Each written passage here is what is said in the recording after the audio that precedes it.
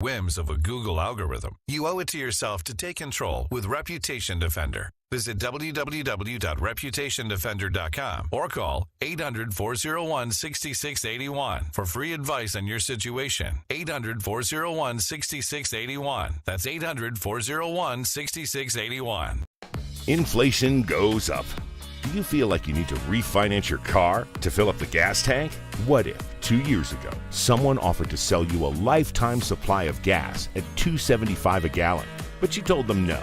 Today, you would be kicking yourself. Right now, Planet Solar has that same offer for you on your electric bill. As inflation goes up, so does your utility bill. Lock in your energy prices today with a new Planet Solar system. Planet Solar is locally owned and operated in Clovis. They're big enough to offer you all the best brands and in-house financing, but small enough to give you the personal service you deserve. Call Planet Solar to find out how to lock in your electricity costs today. You'll be glad you did. Call them at 559-228-9245 or find them on the web at planetsolar.com. That's 228-9245 or planetsolar.com.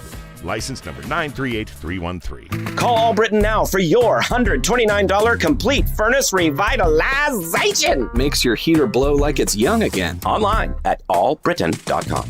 Celebrating a century of broadcasting. News Talk 580 AM, 1059 FM, KMJ, Fresno, a Cumulus media station.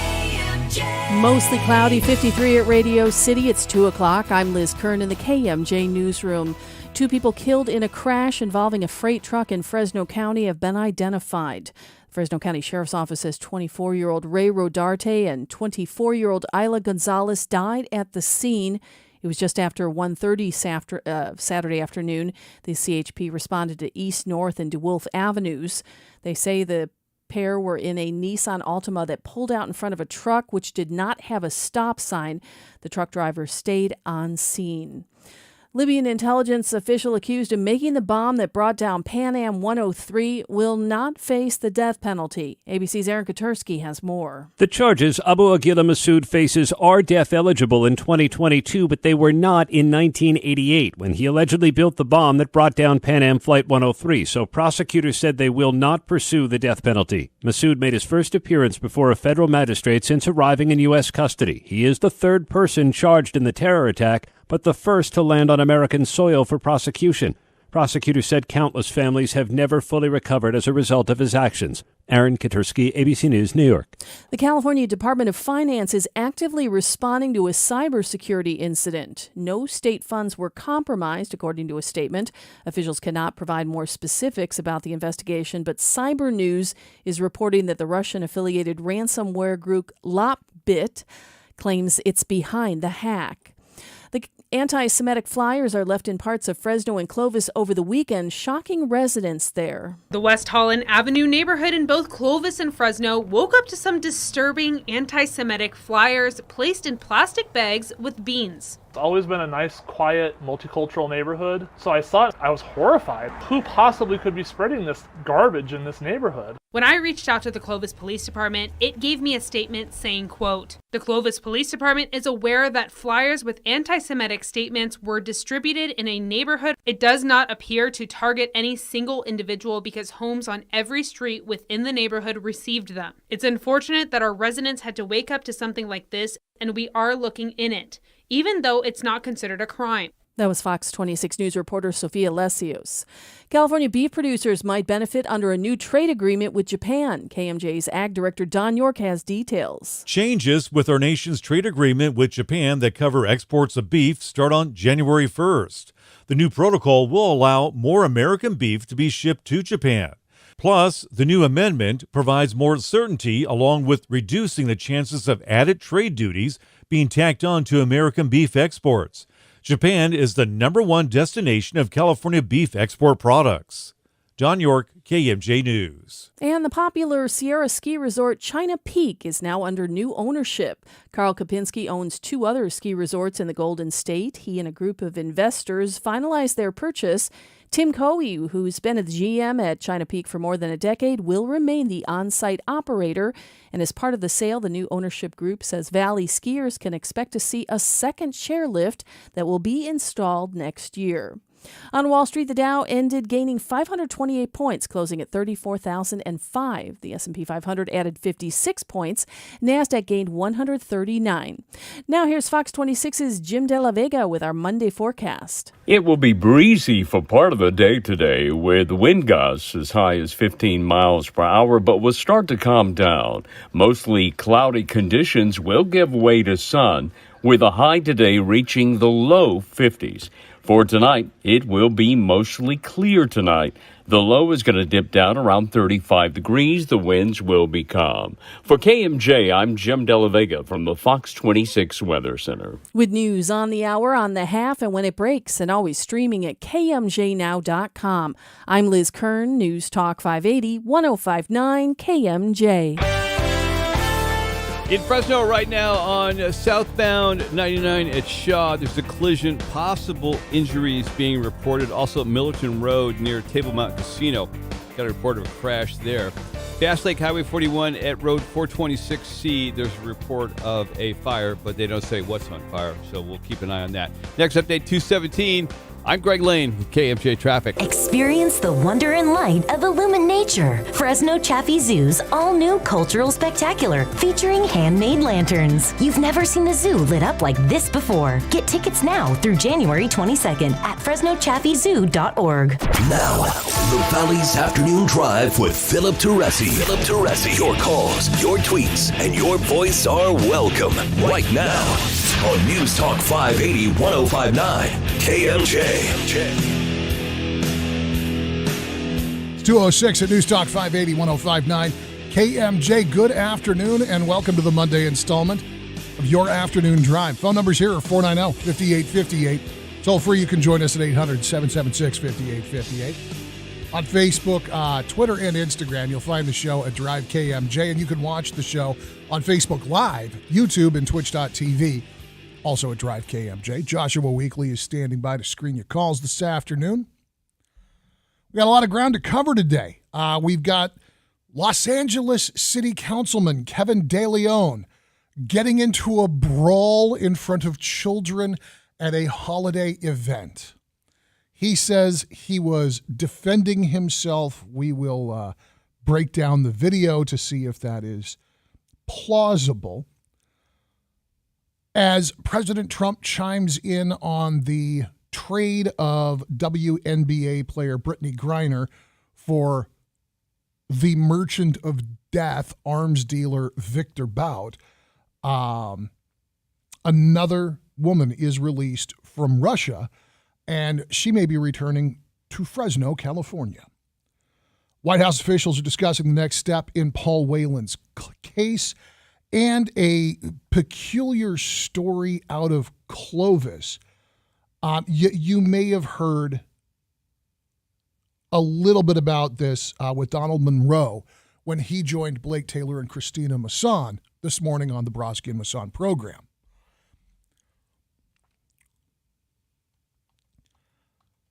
The Children's Musical Theater Works, I want to get their name right, is putting on the play Oliver, based on Dickens' Oliver Twist, although slightly cleaned up for the stage and slightly cleaned up again because it's 2022 and children are in the room. Judy Stein is the executive director at Children's Musical Theater Works, and she says they've been doing productions of Oliver off and on for a little over 2 decades. She also says they've never had an issue before. Nobody turns up to a production of Oliver without having had ample opportunity to figure out what it is they're going to see.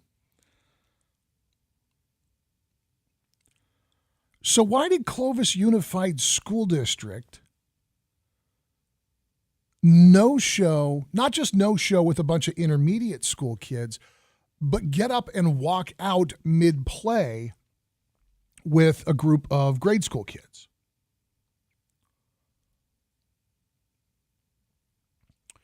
So again, it's a play based on the novel by Charles Dickens. The play definitely goes easier on Dickens' indictment of social inequalities, as Don Monroe puts it here. And the musical is filled with songs like Food, Glorious Food, and Consider Yourself. The movie adaptation of the stage play is the last G-rated movie to have won a Best Picture Oscar. That, by the way, was in 1968.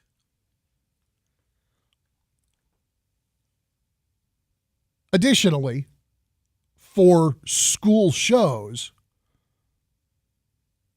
Children's Musical Theater Works dials down the language and dials back the depictions of violence. It's still the same story. They're going to go a little easy. You got kids in the audience. So here's where Mr. Monroe really gets rolling, saying the decision by Clovis Unified administrators to keep 7th and 8th graders from seeing the show. And officials are being careful to note it was not a district-wide ban, was the result of a series of events that began at a Thursday performance. 2 large groups of first graders, one from Clovis Unified, one from Central Unified, walked out of the show in the middle of the second act.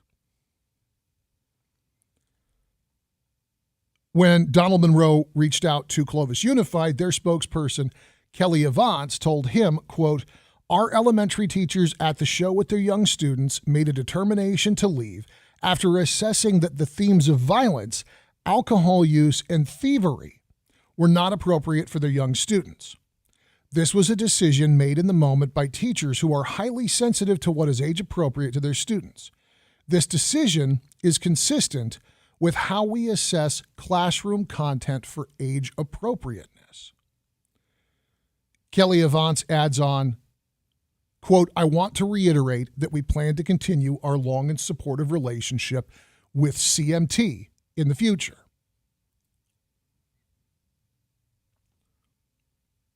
Monroe points out that there's a question of simple audience etiquette, getting up and walking out in the middle of a performance. This isn't a single person slipping off the aisle to go answer the call of nature.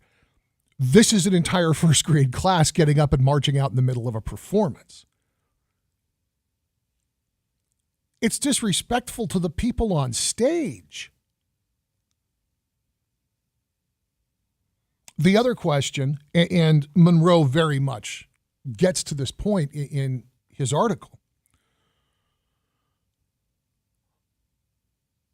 the Charles Dickens novel was written in the 19th century. The Oscar-winning film adaptation, the last G-rated film to win the Oscar for Best Picture, was released when my mom was in middle school, which in my mind translates to ample time to have learned what the subject matter of the play would be. Because I can absolutely hear an argument that it's too much for first graders. I don't personally think it would have been too much for my kids, but I understand that why in 2022, a public school teacher charged with the care and education of a bunch of 6 and 7-year-olds might say, you know what, this isn't for my class.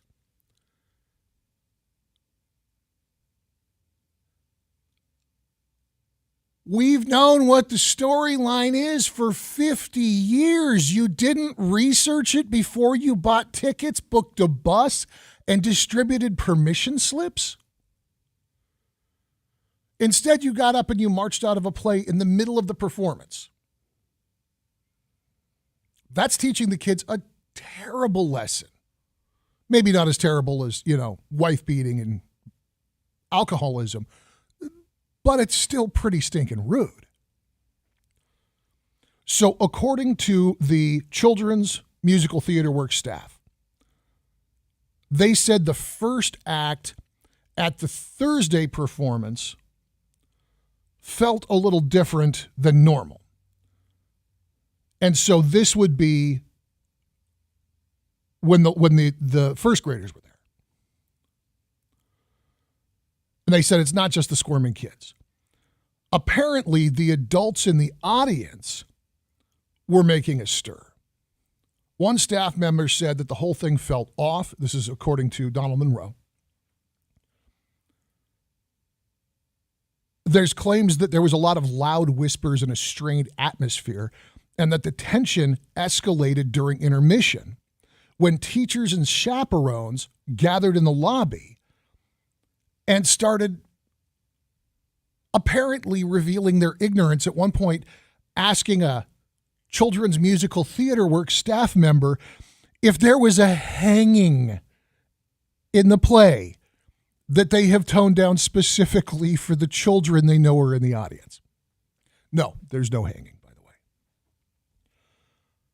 Now, Oliver Twist, the 19th century Charles Dickens novel upon which the play is very much based, does include a hanging at the end of the story, but the Broadway musical changed it to a gunshot.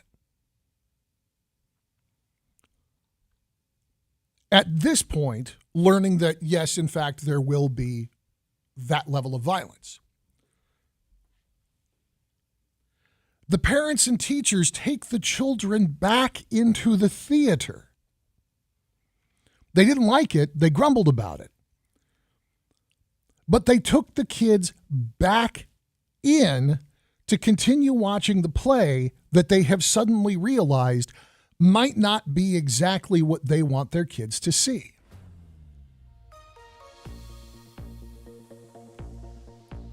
We'll go through more of Donna Monroe's coverage on this, and we will get to the logic behind why the Kasner kids didn't go. And then I want to talk to you guys at 490-5858 and 800-776-5858. I'll be honest, I've never watched the musical Oliver. But just through cultural context and the fact that it's based on a Dickens book, I had the broad strokes in my head. Are you surprised to learn that this included a couple of murders in the storyline? And are you as worried about 7th and 8th graders in 2022 seeing a Victorian era Christmas/redemption story? Or would you let your kids go to, again, the Children's Musical Theater Works production of Oliver? We'll get to those calls in a couple of minutes. More with the Monroe Review, which you can find at monroereview.com. It's the Afternoon Drive on KMJ.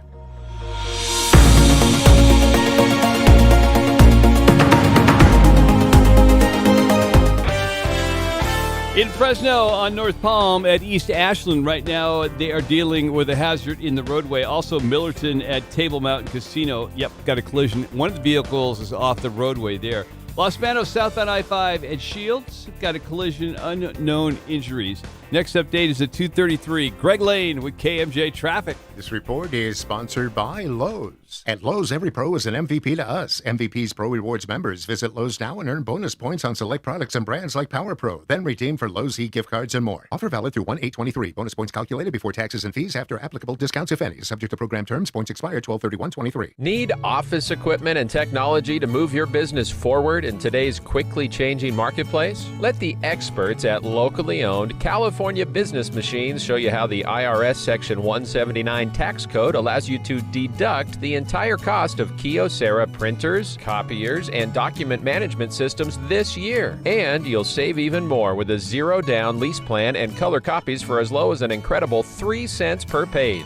But the deadline for these savings is firm, December 31st, 2022. So, if a new copier, printer, and document management system makes sense for your business, call the Kyocera experts at California Business Machines, serving the Central Valley for 6 decades with offices in Fresno and Visalia. Hello, I'm Susie Santiano at California Business Machines. If you're interested in saving 100% on a Kyocera copier, give me a call at 225-5574 or visit us online at cbmsolution.com. Thank you. Every holiday season, it's the same dilemma. Where's the Christmas tree? Where did I store those outdoor lights? The ornaments. Which box are they in? How much wrapping paper do I have? And where do I hide the gifts from the kids? Because if I put them under the tree, they'll be unwrapped by tomorrow. This is Christina Musan. Luckily, I don't have this problem. And you probably know why. Closets by Design. You tell them, I want more storage, and they give you more storage. And it's not just closets. Your pantry,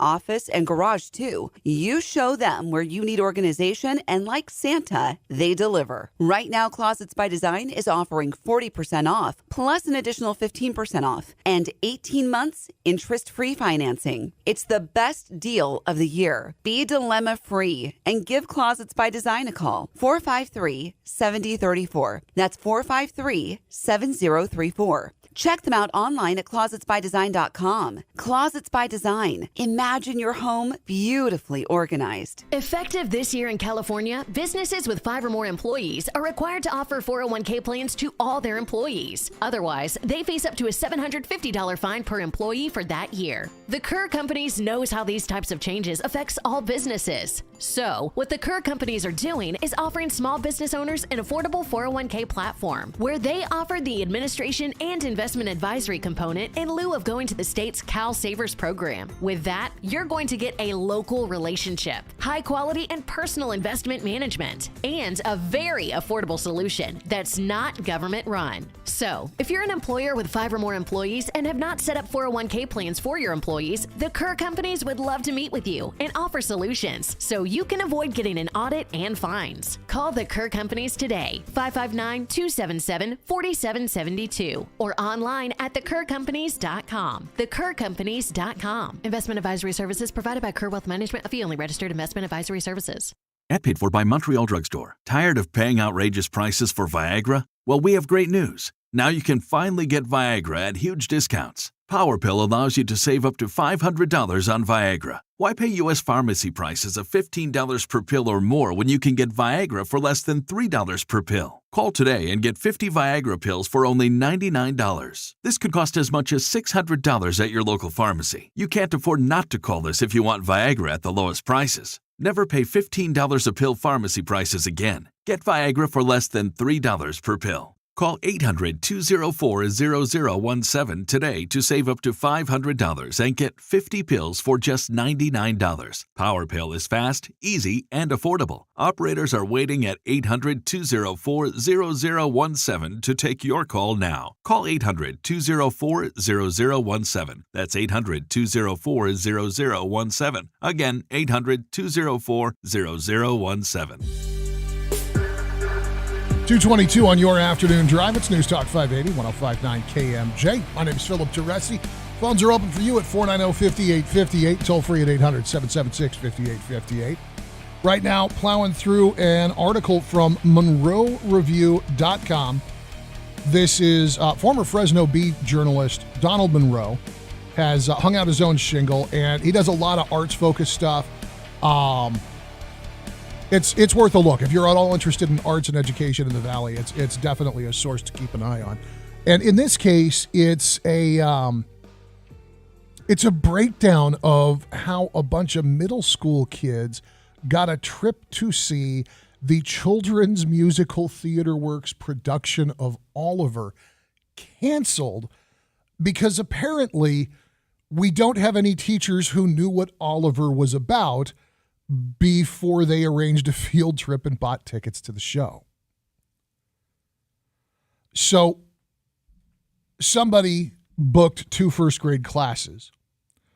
A group of 116 kids, all the first graders from River Bluff Elementary in the Central Unified School District, they got up and walked out during the performance, which is pretty rude.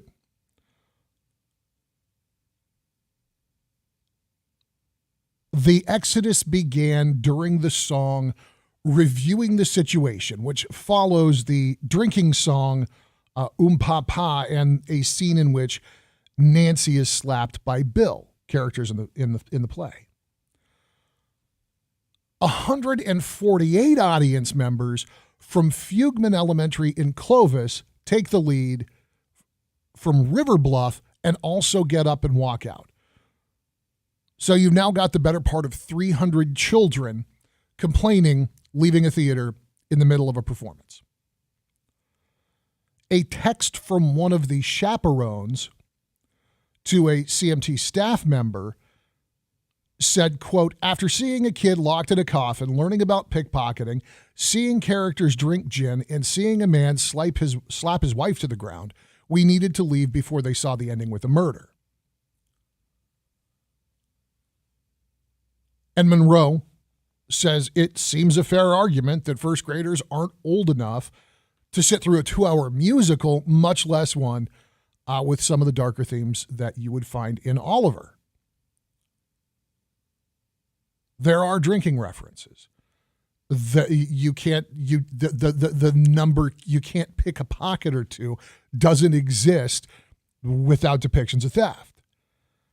And the Bill Sykes character beating on his wife is something that, even though the CMT production dials it way back, it is what it is. I understand for first graders. And so Monroe concedes that teachers do in other classes. It seems appropriate to give them the final say. Or, think about what you're doing when you're arranging a field trip and research the material enough to know whether or not it is going to be too much for the kids. Now, how did this lead to the 7th and 8th graders having their trip canceled? Monroe says it's harder to figure or justify, especially, and this is my point, especially considering the ubiquitousness of Oliver in popular culture for more than 60 years. Donald Monroe says, it seems an example of a heavy-handed school district operating on a hair trigger, ready to quash anything and everything that might offer even a whiff of nuance, real-world impact, or controversy.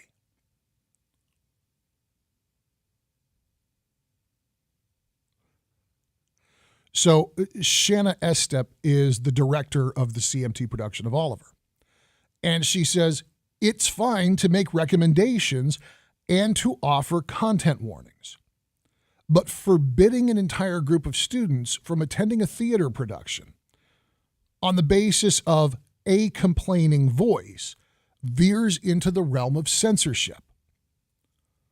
Estep continues, not allowing middle school children to attend a show that the Clovis Unified School District produced with the same kids a few years ago screams of hypocrisy.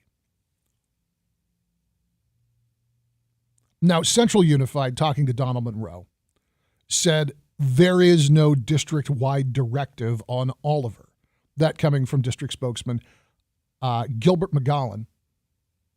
He carries on to say, we allow our school sites to decide whether or not to participate in performing arts showcases. And at Friday's performance, about 80 kids from Teague Elementary, a Central Unified school, attended the show. None of the Clovis kids came. So Kelly Avant, responding to a follow-up question from Donald Monroe, says, quote, the decision at Kasner was made jointly by the principal and area superintendent for reasons I've already shared. In addition, the typical parent permission slips used to grant permission for class instruction of a PG nature hadn't been completed for the trip.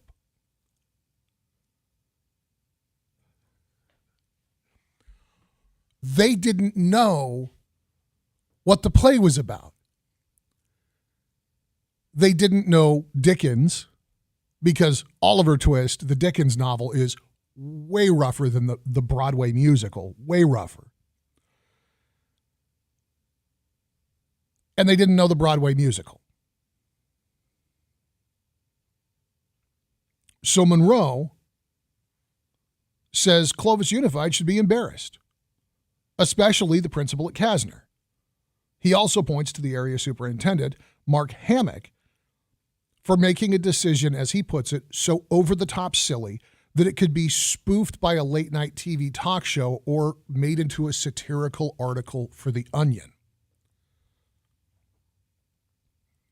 Why would competent and prepared first-grade teachers opt for this outing if they didn't know the subject matter? Monroe says if you've graduated from college and you don't have any knowledge of a cultural touchstone like Oliver Twist, that's not great. But not doing any research on it beforehand is worse. Shouldn't students be prepared for this field trip? And he goes back to the question of audience etiquette. He says it bears mentioning It bears mentioning again as well. Think about the memories the children at Thursday's show will take away. Instead of humming "Be Back Soon," they're going to remember being forced to their feet during a performance and marching out as a group while the performers are trying to keep their composure. 490-5858, 800-776-5858. Is it on CMT to provide content warnings? Is it on CMT to provide content warnings if they see that there's first graders coming to a production that does have drinking and misogyny and murder? Is it up to the teachers to know what in the world they are taking their children to? And is yanking the rug on all the middle school kids the right thing to do in light of the content of the Broadway musical Oliver, which again, in its film incarnation from 1968, was the last G-rated film to win a Best Picture Oscar? I want to talk to you on the other side. Is this just silliness? Is this fearful wokeism running amok? Is this parents and teachers reasonably objecting to the content of a play that, for reasons that escape explanation, they didn't understand? Was this a failure on the part of the respective schools? 490-5858, 800-776-5858. Talk to you on the other side right now. Liz Kern has an update of headlines in the KMJ newsroom. KMJ News now. You heard Philip talking about it earlier. Scientists at a federal facility have made a significant development in fusion technology. This could represent a source of abundant energy in years to come. Troy Carter is the director of the Plasma Science and Technology Institute at UCLA. He's telling ABC News this won't be an overnight jump in technology, but the advance could significantly reduce America's expensive energy burden. You're not going to get a Mr. Fusion on your DeLorean anytime soon, but we're hopeful that this result and the research and development that's going to happen subsequently could lead to fusion on the grid, perhaps next decade. And the specific announcement is set to come on Tuesday. Parts of a Southern California beach are shut until further notice after a cliff collapses on Friday morning. Here's KTLA reporter Mary Beth McCade. A large portion of a Palos Verdes estate's cliffside off Paseo del Mar gives way and crashes onto the beach below, known as Rat Beach. An employee at a nearby beach club captured the video of one of two big landslides. About a half-mile stretch of beach has been shut down. It's a really unstable cliffside. We've had multiple small-scale slides after that large event that happened, so it's a very unsafe area of the beach, so it'll be closed until further notice. Building inspectors assessed the home above on Rosita Place and allowed for residents to return. A large number of Kris Kringle lookalikes hit the streets and cities across the nation this weekend. They got an early start, showing up on the streets of Manhattan Saturday morning. Thousands of Santas dancing and parading around, singing Christmas carols. They came from New York and across the Hudson. We're from South Jersey, so we brought all the friends up this year to have everybody have a good time. And we're here to get drunk. Oh, yes, there was plenty of drinking. They also came from across the Atlantic. We came from Scotland especially for SantaCon, and it's been fantastic so far. And others came to make friends. We're just trying to have a good time, meet new people. SantaCon events taking place this weekend and next weekend around the country. Todd Ant, ABC News. On Wall Street, the Dow gained 528 points. 2:34 at KMJ. Valley weather right now, mostly cloudy, 53 at Radio City. Fox 26's Jim De La Vega has more of our Monday forecast. It will be breezy for part of the day with wind gusts as high as 15 miles per hour. Then wind will calm down. Mostly cloudy conditions are going to give way to sun, with a high today reaching the low 50s.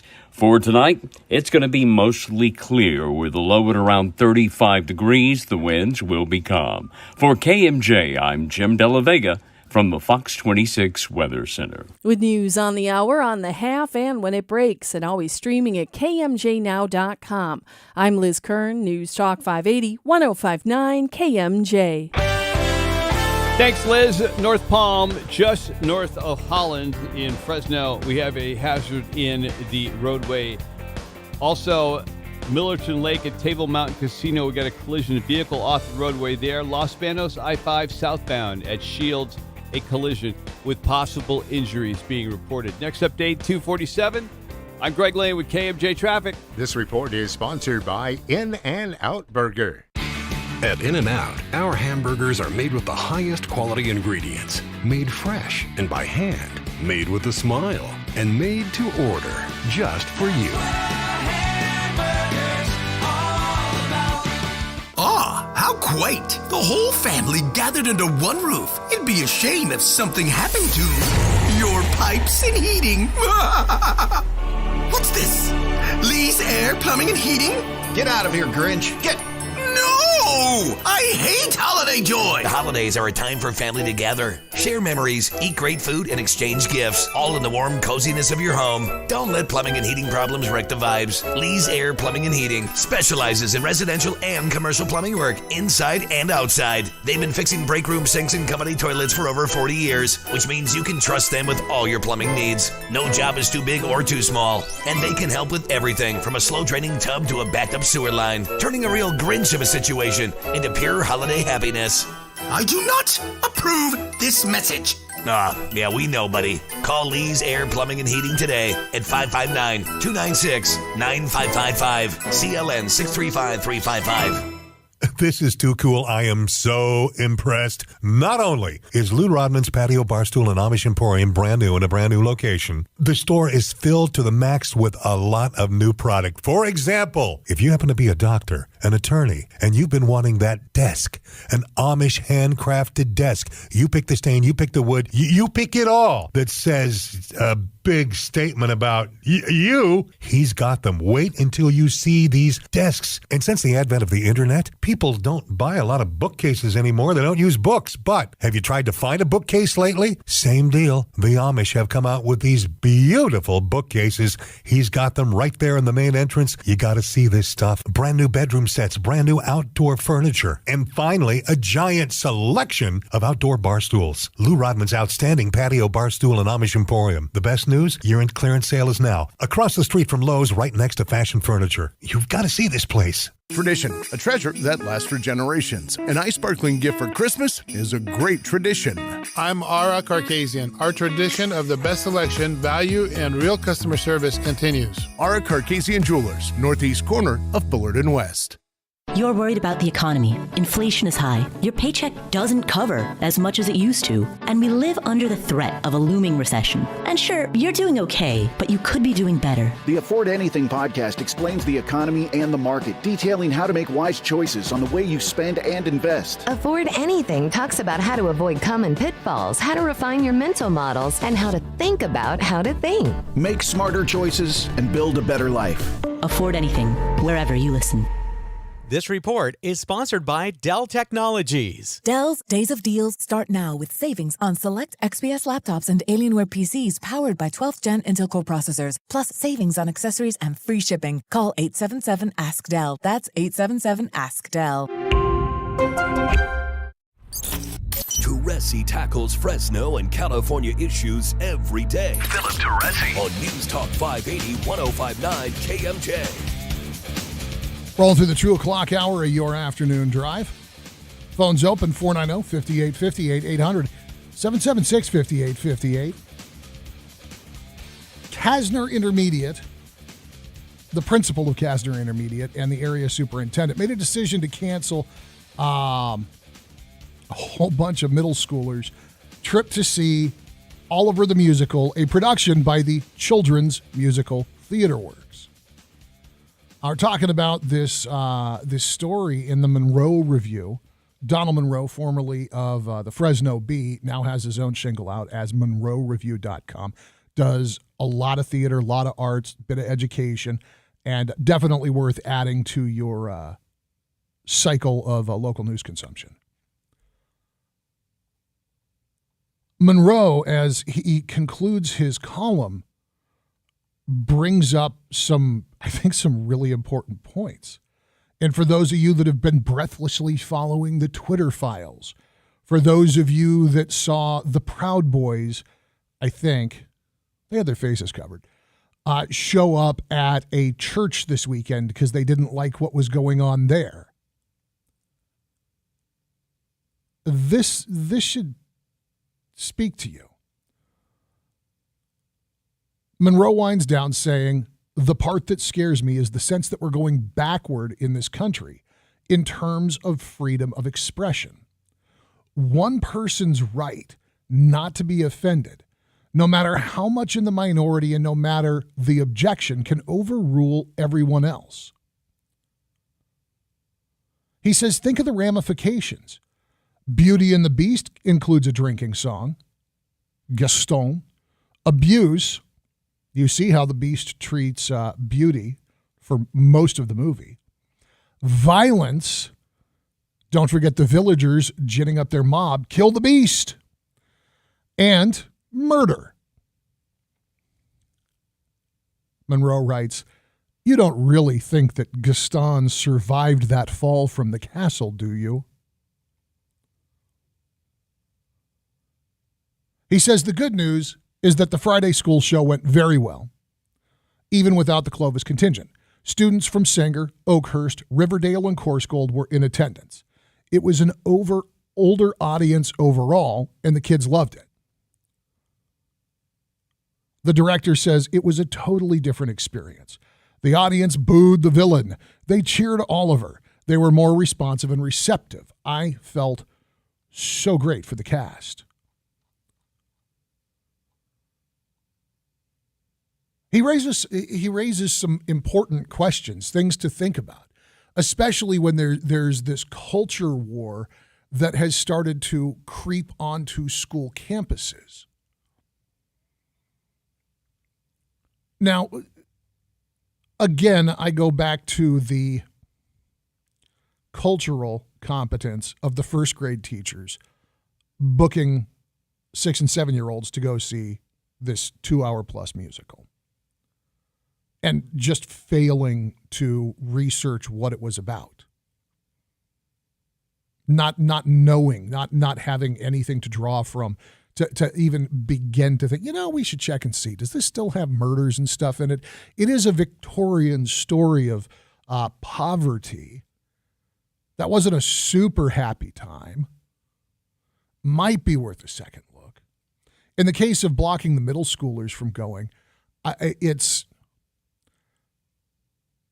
it would be laughable if it didn't worry me a little bit.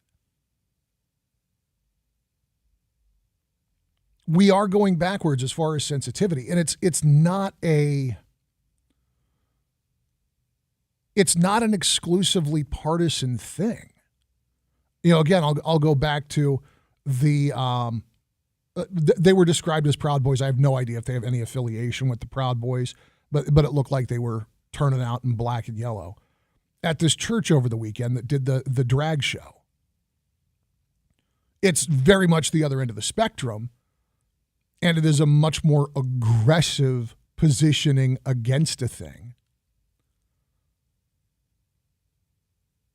But what happens to art when it can never be controversial, it can never be confrontational, it can't ever contain anything that might be problematic? What happens to intelligent thought when you're not allowed to get outside of a government-approved prescription grade maintained neutrality? Everybody walking around with a white wine and Xanax buzz, pretending that it's the 1950s and nothing bad ever happens.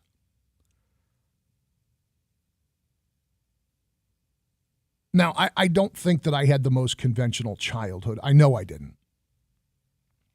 But my parents weren't lunatics.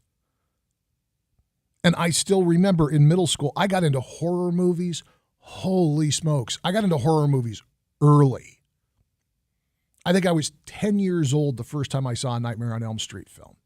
Looking back, that was probably too young. I'm not sure I would have let my kids watch a Nightmare on Elm Street when they were 10. But by middle school, yeah, probably so. Depending on the kid, probably so.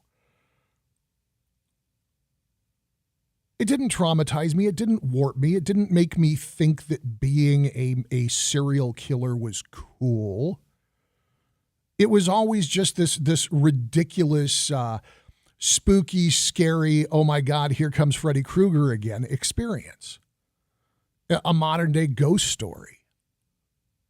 Admittedly, not one with nearly the instructional value of a Charles Dickens story. But I remember distinctly talking with my friends in 7th and 8th grade about those movies, about those stories. And yeah, there were some kids who were not allowed. I had friends in 7th grade whose parents would not let them watch a PG-13 movie, much less a rated R movie. I also had friends that had seen stuff that was way stiffer than Friday the 13th. I remember the rumblings of Hellraiser and what was going on in there and what did that all mean. And again, none of that stuff has nearly the cultural value. It has very few of the redeeming qualities of Dickens or a Broadway musical adaptation of Dickens. But it certainly didn't do any harm. I can say with confidence that none of my goofy little buddies that all subscribed to Fangoria magazine grew up to be serial killers. None of them grew up to be alcoholics or wife beaters or any of that stuff. They all grew up to be normal guys with normal jobs and normal lives. And in this case, again, I've got to come back to the lack of consideration, first and foremost, for the performers to get up and walk out like that. And secondly, for those kids and their parents, because you're going to leave a lot of kids really confused about what was going on. And you're going to leave a lot of parents questioning sincerely whether or not these adults who are charged with the education of their children are capable of doing the job if they aren't capable of educating themselves about where they're taking the kids. It's the afternoon drive at News Talk 580, 105.9 KMJ. When we get back, scientists have, for the first time, created a nuclear fusion reaction that generates more energy than it consumes. This is the beginning of something, I think, potentially transformative on a global scale. It really is that big of a deal. We'll talk about what it is and what it could mean when we get back on the afternoon drive on News Talk 580, 105.9 KMJ.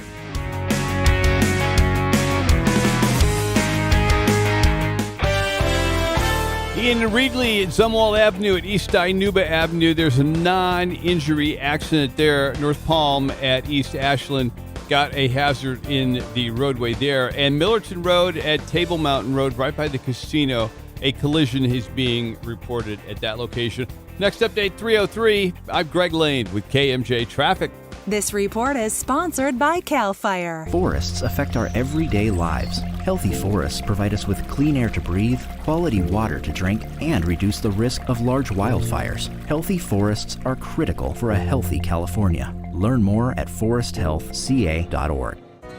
Hello, I'm Mary Jo Jacobson, CEO at San Joaquin Valley Rehabilitation Hospital. The holiday season has a way of reminding us what is truly important: our family, friends, our health, and well-being. At San Joaquin Valley Rehabilitation Hospital, our goal is to help patients achieve the highest level of independence following a life-changing illness or injury. We're grateful to have been able to provide services for patients suffering from a variety of medical issues, such as stroke, spinal cord injury, amputations, orthopedic, or other medically complex conditions. To join us for a meaningful career, reach out to sjvrehab.com. That's sjvrehab.com. As the year draws to an end, we're reflecting back on the many patients we've helped to regain their independence. We look forward to helping many more in the coming years. From the staff here at San Joaquin Valley Rehabilitation Hospital, we want to wish everyone a safe and happy holiday season. Thank you. You can't always invite everyone to your holiday table, but you can give the perfect gift. And for some, the perfect gift is a meal on the table. By donating just $1, Central California Food Bank can provide up to 4 meals for those experiencing hunger in Central California. Donate now at ccfoodbank.org. Do you have 3 ex-wives and your current trophy wife wants a life insurance policy 3 times the size of the policies you had to purchase for your previous mistakes? If so, you need to call Big Lou at Term Provider, 800-777-1979. Big Lou is intimately familiar with your problems, and if you're 50 or 60 years old and in reasonably good health, a $1 million policy should only cost about $100 to $200 per month. Big Lou may have a solution for your previous policies as well. You may even save enough money to lighten the load on your new $1 million policy. Remember, call Big Lou. He's like you, except he's only on number 2. Call Term Provider at 800-777-1979. That's 800-777-1979. For $1 million in term life insurance that you can live with. Call Big Lou at 800-777-1979. 800-777-1979. California's #1 selling RV dealer does it again. Best RV presents its annual RV show now through January 31st. Come in now and see hundreds of motorhomes, toy haulers, fifth wheels, travel trailers, tent trailers, as well as Class A, B, and C. The selection is endless at Best RV. Best RV has the lowest prices, free dealer prep, and no hidden fees. Financing available. It couldn't be a better time to get down to Best RV. Check them out at 5340 Taylor Court in Turlock or online at bestrv.com. You would be astounded as to how much the Zuber team with Real Broker spends on marketing each month. Marketing what? Marketing your home. Since their inception back in 1971, they have sold close to 7,000 homes locally. You've heard, I'm moving on, moving to a condominium to downsize a little bit and have a little more privacy. And of course, they're going to be selling my legendary home, but this is after they bought it, which allows me to move on without having to wait for my home to be sold on a contingency basis. This is only one of the Zuber team's many innovative programs. You've heard me talk about the Zuber team for quite a while now. Maybe you'd like to become a member yourself? They will teach you everything you need to know to succeed in this market. Click zuberteam.com or Google Zuber team and get in touch. And the Zuber team even offers flexible fees out there to you sellers. How many agencies do that? And if your plans change, Darren and Daryl allow you the freedom to cancel that contract at any time. They've got it down right. The Zuber team. License number 1213700. KMJ. Radio, streaming, social, smart speakers, on demand, online, anytime. You're always connected with KMJ. KMJ. Rolling up on 3 o'clock on your afternoon drive. It's News Talk 580 and 105.9 KMJ. A big announcement expected tomorrow from the United States Department of Energy and the Lawrence Livermore National Laboratory in California. The Energy Secretary, Jennifer Granholm, and White House and other Energy Department officials are expected to be in attendance for this thing. The Financial Times reported Sunday that the scientific advance involves the National Ignition Facility, NIF, which uses giant lasers to create conditions that briefly mimic the explosions of nuclear weapons.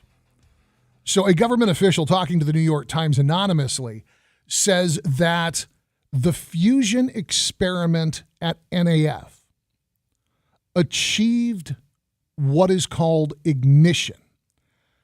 That is where the fusion energy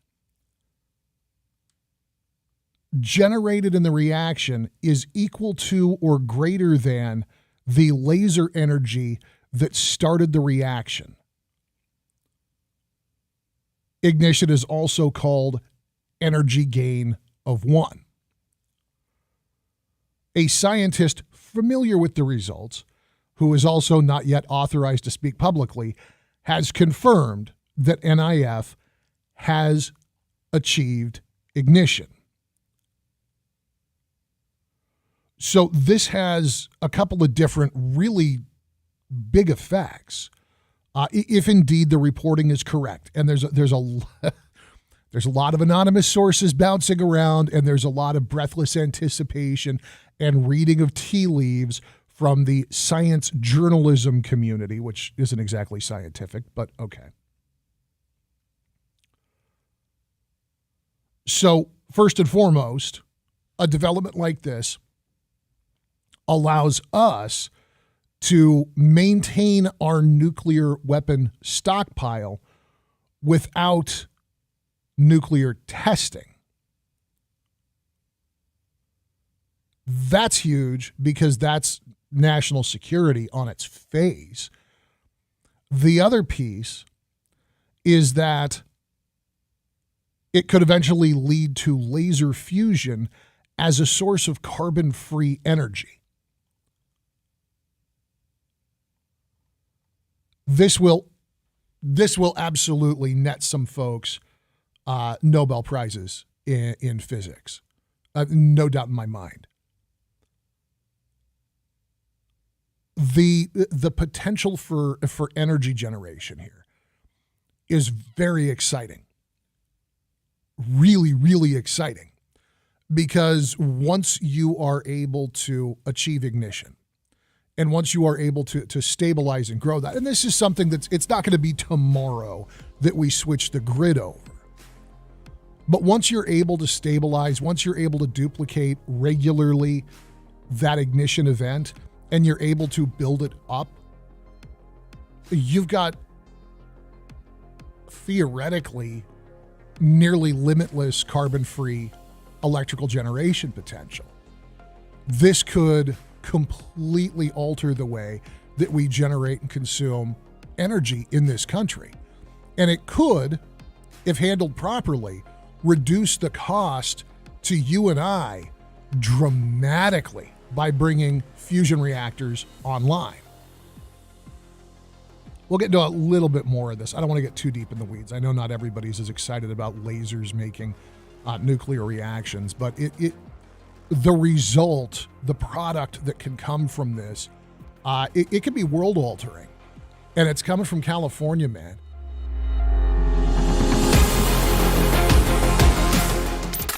Missed part of the show? Get the Afternoon Drive podcast at kmjnow.com or by searching KMJ's Afternoon Drive in Amazon Music or Stitcher. For someone living with the trauma of domestic violence, home is a dangerous place, a place without hope. Marjorie Mason Center provides hope and a new beginning for individuals and families fleeing domestic violence in Fresno County. 24/7 crisis support, emergency and long-term housing, case management, counseling, legal advocacy, children's enrichment, and education are available. There is hope and there is help. Call the 24/7 hotline today, 559-233-4357, or email help@mmcenter.org. That's 559-233-4357 or help@mmcenter.org. Think you have a good reason for not donating blood? Dude, with all my tattoos, no one's ever gonna want me to donate blood. Fact. In California, tattoo shops are required to use sterile needles and fresh ink, so you can donate immediately. There's no excuse for not helping make sure that the Central California Blood Center always has an adequate supply of blood available for your family, friends, and neighbors. Be the bigger person. Go to donateblood.org now to make an appointment. You wash your hands, you brush your teeth, but what about the nose? How do you clean your nose? With Navage. Navage uses powered suction to pull saline in one nostril, around the back of the nose, and out the other nostril, flushing out allergens, mucus, and germs. And it's why cleaning your nose, the body's air filter, is the next evolution in daily personal hygiene. People try Navage for lots of reasons. Sinusitis, colds, allergies, snoring, things that make it hard to breathe through your nose. But over time, they find that cleaning their nose makes them feel better, a lot better. Over 3 million Navage users have written more than 100,000 reviews, averaging 4.7 stars, saying, "Best product I've ever used," and "Amazing, I love my Navage." Navage helps you breathe better, sleep deeper, and snore less, but the biggest payoff is improved health. Navage is good personal hygiene and can help you stay healthier. At Walmart, Walgreens, CVS, Rite Aid, Target, and online. Navage, N-A-V-A-G-E. Clean nose, healthy life. Dinosaur angry, must stay in cold cave. Me fix that. What it is? Fire? Warm. Here, take picture of me in fire. There. Where picture? Right here on tiny screen. No, where's print? No print. Digital camera. Got no print. Got no picture. Here, I draw it on wall for you. No more room. I want professional print. From where? This Stone Age. Turn on radio. Visit Horn Photo, because we can make beautiful prints from your phone or camera. Horn Photo. Okay, go get prints at Horn Photo, then stop by River. Why stop by River? Your loincloth on fire. Visit us today at hornphoto.com or our beautiful store in the Villaggio, Blackstone and East next to Sierra Nut House. Got the picture? News Talk, 580 AM, 105.9 FM, KMJ, Fresno, a Cumulus Media station. KMJ. It's 3 o'clock in Fresno. I'm Joe Miller in the KMJ News Center. News brought to you by Best Concrete Blocks, the old Fresno company with new ideas. Well, 2 people killed in a crash involving a freight truck in Fresno County have been identified. We hear more from KMJ's Liz Kern with this report. The Fresno County Sheriff's Office says 24-year-old Ray Rodarte and 24-year-old Isla Gonzalez died at the scene. The CHP says it was just after 1:30 Saturday afternoon at East, North, and DeWolf Avenues. The 2 were in a sedan that pulled out in front of a truck, which did not have a stop sign. The truck driver stayed on scene. At this point, the Highway Patrol says drugs or alcohol did not play any factor in the deadly crash. Liz Kern, KMJ News. An investigation underway after a man shot and killed in Fresno this past weekend. Police say they received calls about hearing gunshots and a man laying on the roadway near Peach Avenue. Authorities said the man pronounced dead on scene. They say the man in his early 40s. The investigation's ongoing. California Highway Patrol officials advising drivers who were headed up to the mountains to drive slow. Authorities say a car crashed into snow in Shaver Lake on Saturday. They said chains are required for all vehicles. They remind people to also minimize distractions while driving. LA's new mayor, Karen Bass, used her first day in office Monday to declare a state of emergency on homelessness. Details from ABC's Blake Trolley. The move will allow officials to cut red tape and speed up their efforts on solving the issue that affects more than 40,000 people in the city. Mayor Bass says the homeless crisis is unacceptable. In every neighborhood, we can see the failures of the status quo. Despair, desperation, human suffering. The mayor's asked city department managers to report to her on the roadblocks they face fighting homelessness. The city council will vote tomorrow on whether or not to approve the emergency. Blake Trolley, ABC News, Los Angeles. Ski resort China Peak has a new owner. A group that owns Mountain High Resort in Southern California and Dodge Ridge Mountain Resort in Northern California are the new operators. China Peak has been owned by Tim Cohey for nearly 13 years. The change took place in early December.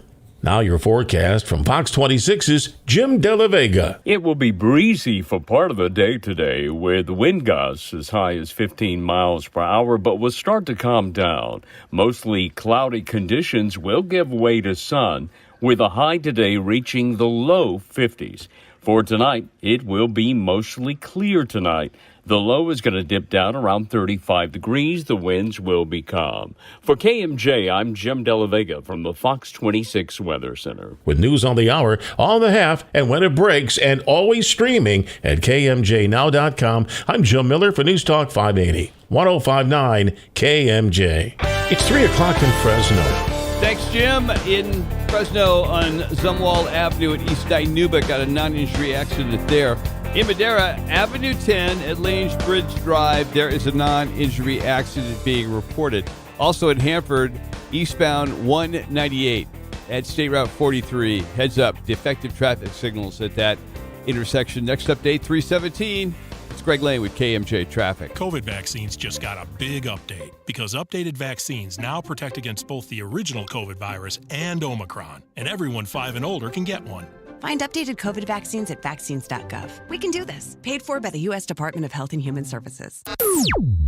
Live, local, and on it. It's Philip Teresi on News Talk 580 1059 KMJ. Listen, I've been listening to you for quite a while, and your logic is sound. Your reasoning is sound that is for someone who loves this country, wants to see it secure, wants to see it safe, and wants to see it prosper. And I just want to thank you for all you do in that regard.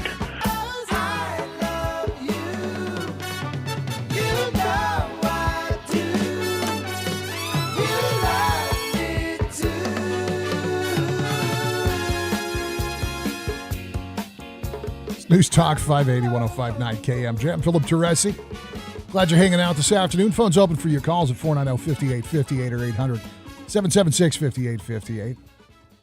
So we were talking about this coverage from the New York Times, and it's starting to pop up anywhere there's technology reporting. It looks like the Lawrence Livermore National Laboratory and the Department of Energy are getting ready to make a major announcement about a significant breakthrough in nuclear fusion technology, different than fission, fusion, that may have some pretty significant implications down the road in terms of the potential of using nuclear fusion as a source of power generation. So the main purpose of the lab in which where they are working is actually to conduct experiments that help the United States maintain its nuclear weapons. One of the selling points has always been that it would also advance fusion research, and that could eventually lead to viable commercial power plants. This is not going to be an overnight thing. So, Lawrence Livermore National Laboratory, which at this point I'm just going to refer to it as Livermore, the fusion has been slow going. In 2014, Livermore scientists reported success, but that first successful fusion event, it generated about what a 60-watt light bulb would consume in about 5 minutes. Last year, Livermore scientists reported a major leap. The numbers here start getting a little hairy. A burst of energy that was 70% as much as the energy of the laser light hitting this hydrogen target. It produced, they estimate, 10 quadrillion watts of power. But it lasted about 100 trillionths of a second. This time, the reports that this unnamed folks inside the scene who are speaking out of turn in advance of the official announcement, they're saying that the latest experiment in the fusion energy department, that they were able to produce more fusion energy than was required to power the lasers hitting the hydrogen target. For that to happen, that means that the reaction had to be self-sustaining. So what are the obstacles? Because this sounds great. No carbon, no fossil fuels, no pollution, just a little bitty sun generating a boatload of power that we sustain with input from lasers. The Times points out that an important caveat is that the lasers up at Livermore are extremely inefficient. A solid state setup would be more efficient, but it would still be far from 100% fusion. In order for any of this to become practical, the fusion output has to be at least several times greater than the power requirements of the incoming lasers. So, no, the announcement tomorrow does not mean that we're going to have cheap fusion energy soon, but we've now got a foot firmly on that path. One of the things they point out is that based on the technology that we're working with right now, a practical fusion power plant would have a physical footprint about the size of 3 football fields, which is probably too big and too inefficient for commercial power generation. You've also got to mass produce these hydrogen targets that the lasers are hitting to create the reaction that leads to the fusion that generates the electricity. And then there's the process of capturing the neutron movement in a way that actually gets converted to the kind of electricity that'll make your blender blend. So nobody is anticipating that Livermore is going to be turned into a new power generation station. That's not where this is going. They're not even announcing breaking ground on new facilities yet. They are announcing a massive technological leap that feels a lot like a baby step because it's that big of a shift in how we interact with the physical world.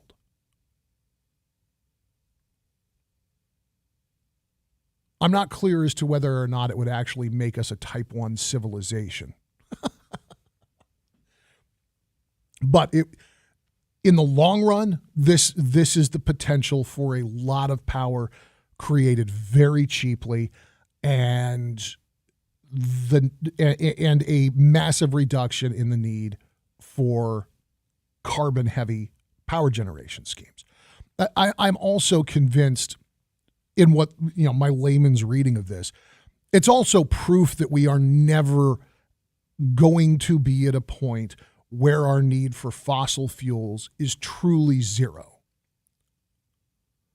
I think that we will get to a point, not in my lifetime, probably not in my kid's lifetime, but I think that we will get to a point where our need for fossil fuels is so minimal and so rare that it no longer creates any potential environmental hazard, or that you have an extremely limited potential for hazard and pollution. It's very exciting stuff. I would love to see this move faster. I would love to see more investment in this. And I think that the private sector could probably really make a meal of this. I mean, if you look at our space program right now, you heard Ray talking about our moon capsule getting back today. And that's fantastic. And I've got nothing but respect for the generations of accomplishments coming from NASA and the decades of accomplishments coming from JPL. Jeff Bezos, Elon Musk, even Richard Branson are getting closer and closer to creating viable commercial space transport. Something that I think in our lifetimes, certainly in our kids' lifetimes, it's going to be expensive, but it is going to be within attainability for a normal middle-class person to travel to space, probably for pleasure. I'm not sure how many of us are ready to go up and start mining on the moon. But I do think that we're going to get there. And that's because of private investment and that capitalist incentive to make it work and make it affordable and bring more people into the tent. This is, I think, very much a similar potential. You get somebody like an Elon Musk or a Jeff Bezos. Now, I don't know if Musk signed on to that Warren Buffett plan to give away the majority of his wealth in his lifetime. I have no idea if he's a part of that. I know Bill Gates is, and I believe Jeff Bezos jumped on with that.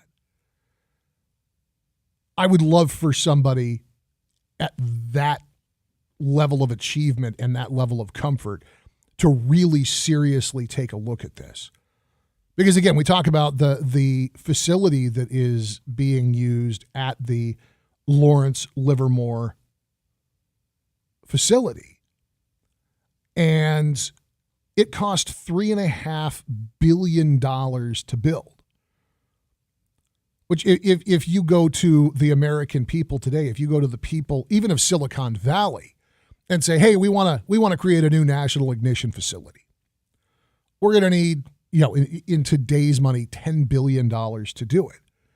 A lot of taxpayers that are going to roll their eyes. There's a lot of people that are understandably going to be turned off by that price tag because it's a big concept. It's a lot to understand. And you're talking about a payoff that might not happen while you and I are still treading the earth.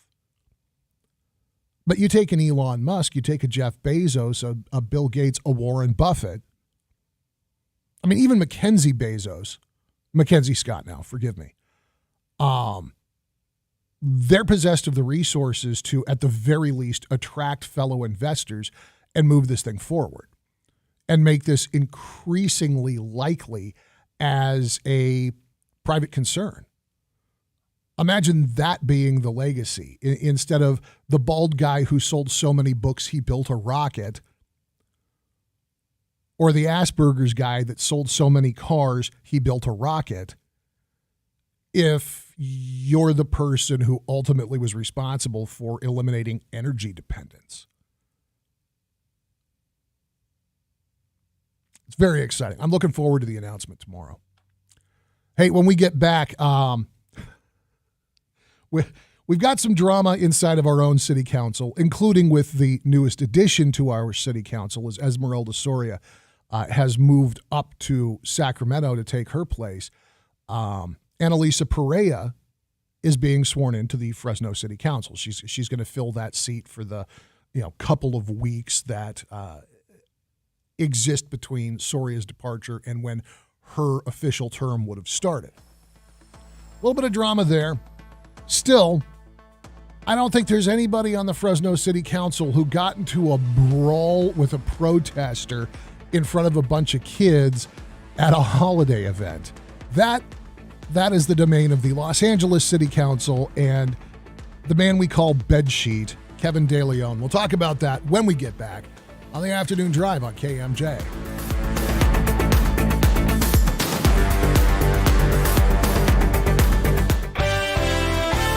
On the freeways this afternoon, things appear to be up to the speed limit in most parts of the valley, and that's good.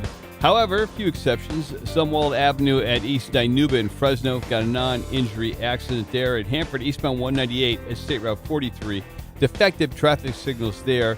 In Madera, Avenue 10 at Lanesbridge Drive, there is a non-injury accident. Next update is at 3:33. I'm Greg Lane with KMJ Traffic. This report is sponsored by martinmarietta.com/careers. Martin Marietta has immediate openings and they want you to join their team. Why Martin Marietta? Benefits start day one. The best pay in the industry. Medical, dental, and vision insurance. A pension plan, and so much more. Apply online.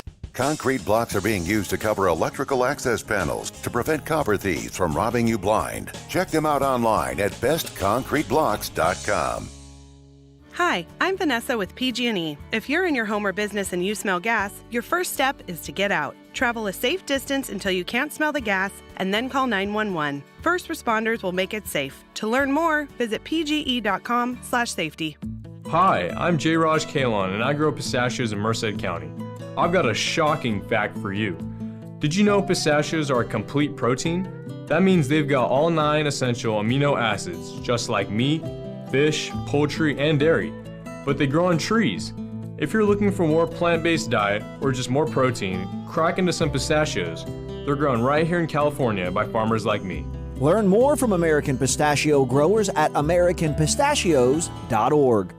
Oh, wait until you see it. Lou Rodman's Patio Barstool and Amish Emporium. This place is probably 3 times bigger than the old one. Where is it? Right across the street from Lowe's, next to Fashion Furniture. You know where that is. Lou has just taken in a brand new shipment of what you call Ray's Rockers, the Amish rocking chair that I'm in love with. Lou says you come through the door of the new place and you say, all right, where is it? I want one of Ray's Rockers. I live in mine from the time I get off the air at home until when I go to bed. And one thing Lou has not been able to get for a year, but he's got them now, outdoor bar stools. You've been screaming for them. He's got a massive selection from the floor to the ceiling at the new location. Wait until you see the new Amish handmade entertainment centers. Beautiful Amish bedroom sets. And for the big shot, the handmade Amish desks for your office. These are beyond magnificent. Lou Rodman's brand new Patio Barstool and Amish Emporium. You'll find items up to 50% off in every department. You know why? It's the end of the year sale going on right now. So right now may be the perfect time for you to rethink how you pay for healthcare. And here's why. Not only is it open enrollment for a lot of people,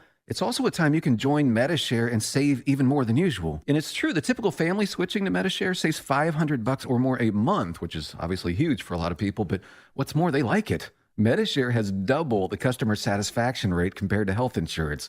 Double. There are 400,000 members. They've shared over $4 billion in medical bills, and it really is a great community too. People encourage and pray for each other. And here's the thing, if you join MediShare Complete right now, they'll waive your new member fees and you'll save an additional 10% off all of 2023. That's right, no fee to join, 10% off every month of next year, but it's a very limited time offer. You have to sign up before December 31st. Great savings, great health care. Find out more. Call now. 877-26-BIBLE. That's 877-26-BIBLE. 877-26-BIBLE. Diabetes, high blood pressure, anxiety meds, everyone's on them. If you're a 50-year-old male, maybe a bit porky, and you may even have type 2 diabetes, $1 million of term insurance may only cost you about $200 a month. Call Term Provider. Speak with Big Lou at 800-777-1979. Big Lou will find a term life policy for you even if you have type 2 diabetes, are overweight, or have high blood pressure. Term Provider has helped thousands of people like you who think they can't afford term life insurance. To buy $1 million of affordable term life for you, all you need to do is call Big Lou at 800-777-1979. Lou will make sure the scales are tipped in your favor. Call 800-777-1979. Big Lou will answer your call and work to fit you into a term life policy that you can afford. Remember, Big Lou's like you. He's on meds, too. Call 800-777-1979. 800-777-1979. You're worried about the economy. Inflation is high. Your paycheck doesn't cover as much as it used to. And we live under the threat of a looming recession. And sure, you're doing okay, but you could be doing better. The Afford Anything podcast explains the economy and the market, detailing how to make wise choices on the way you spend and invest. Afford Anything talks about how to avoid common pitfalls, how to refine your mental models, and how to think about how to think. Make smarter choices and build a better life. Afford Anything, wherever you listen.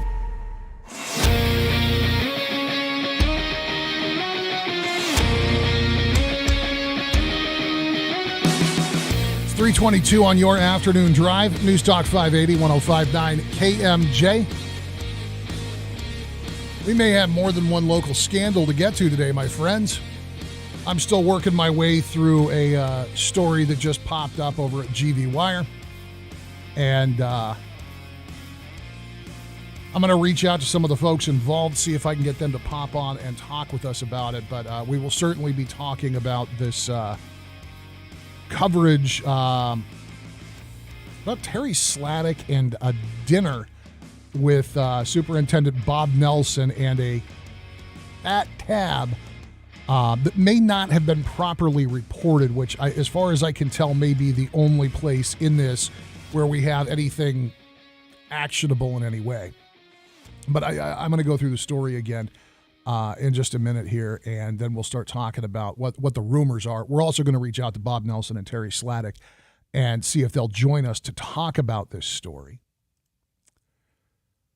First, though, Los Angeles City Council member Kevin DeLeon got into a fist fight at a Christmas tree lighting event in Lincoln Heights on Friday.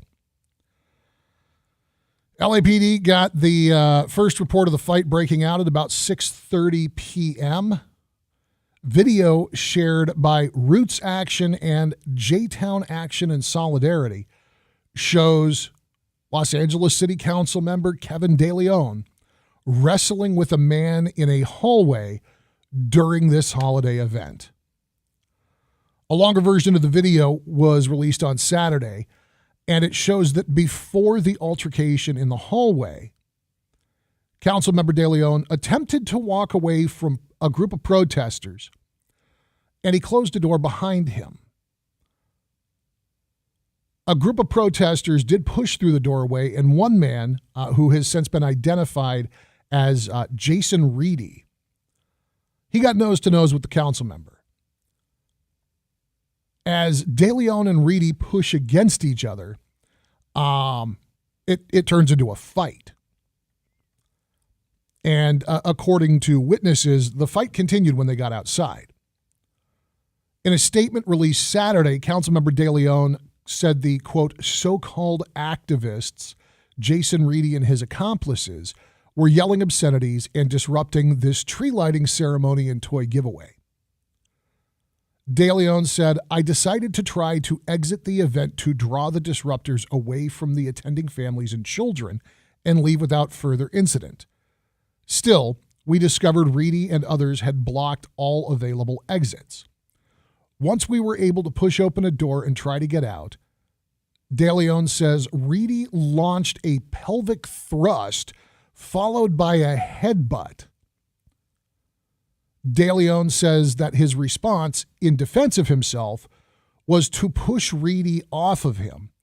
And in the ensuing struggle, DeLeon accuses this protester of striking DeLeon in the face with a closed fist, elbowing a female staffer, and injuring a volunteer in front of horrified parents and children. DeLeon goes on to say, the escalating public rhetoric is beyond acceptable, now turning verbal threats into physical acts of violence. It's a dangerous pattern that must end before serious harm or loss of life occurs. Leaders must collectively step up to curb rising hostilities towards staff and elected officials. In no way is violence a form of free speech, and acts like these have no place in politics or democracy. DeLeon's communications director told KTLA these people have confronted DeLeon at other events. But an attorney representing this guy, Reedy, says that the footage shows Reedy and his supporters, Reedy in particular, standing prone, and that DeLeon initiated the assault. Attorney Rahman says not only has Kevin DeLeon lost all political legitimacy, his claims that he was the one attacked here simply underscore how he has lost touch with reality. LAPD says the fight involved 8 people, 4 men, 4 women, all who fled the scene by the time officers arrived. Although DeLeon stayed behind and filed a battery report, again saying that Reedy had headbutted, pushed, and punched him. Several hours later, the police say that Reedy completed a battery report of his own, where the allegation was made that DeLeon grabbed and threw him.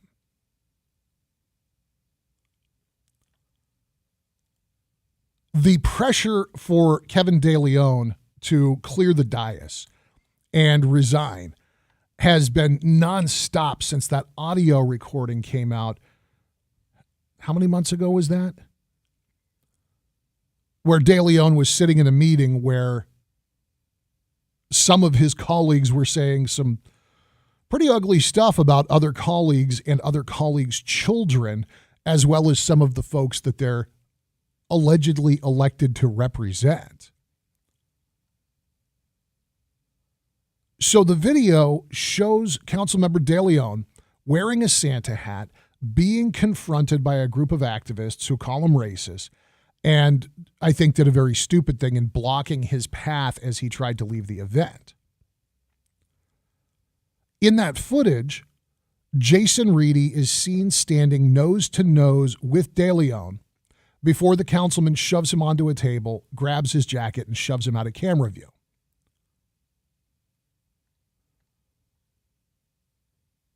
Reedy's lawyer says Kevin De Leon is a disgrace. De Leon says that Reedy is a part of a group of so-called activists that keep harassing him. The video, in my opinion, shows a heated confrontation, no doubt. And it shows two people barking in each other's face. They're both angry. They're both aggressive. Now, the part that I think is going to be subject to a lot of scrutiny and armchair analysis is whether or not Reedy's body language and movements actually constitute the pelvic thrust and headbutt that De Leon's alleging. Trying to physically bully a city councilman out of their position isn't going to fly. We've got a political process. There's recalls. There's, elections. But it's that block in his path thing. And I'm not trying to defend De Leon here because I think I think he's a dirtball.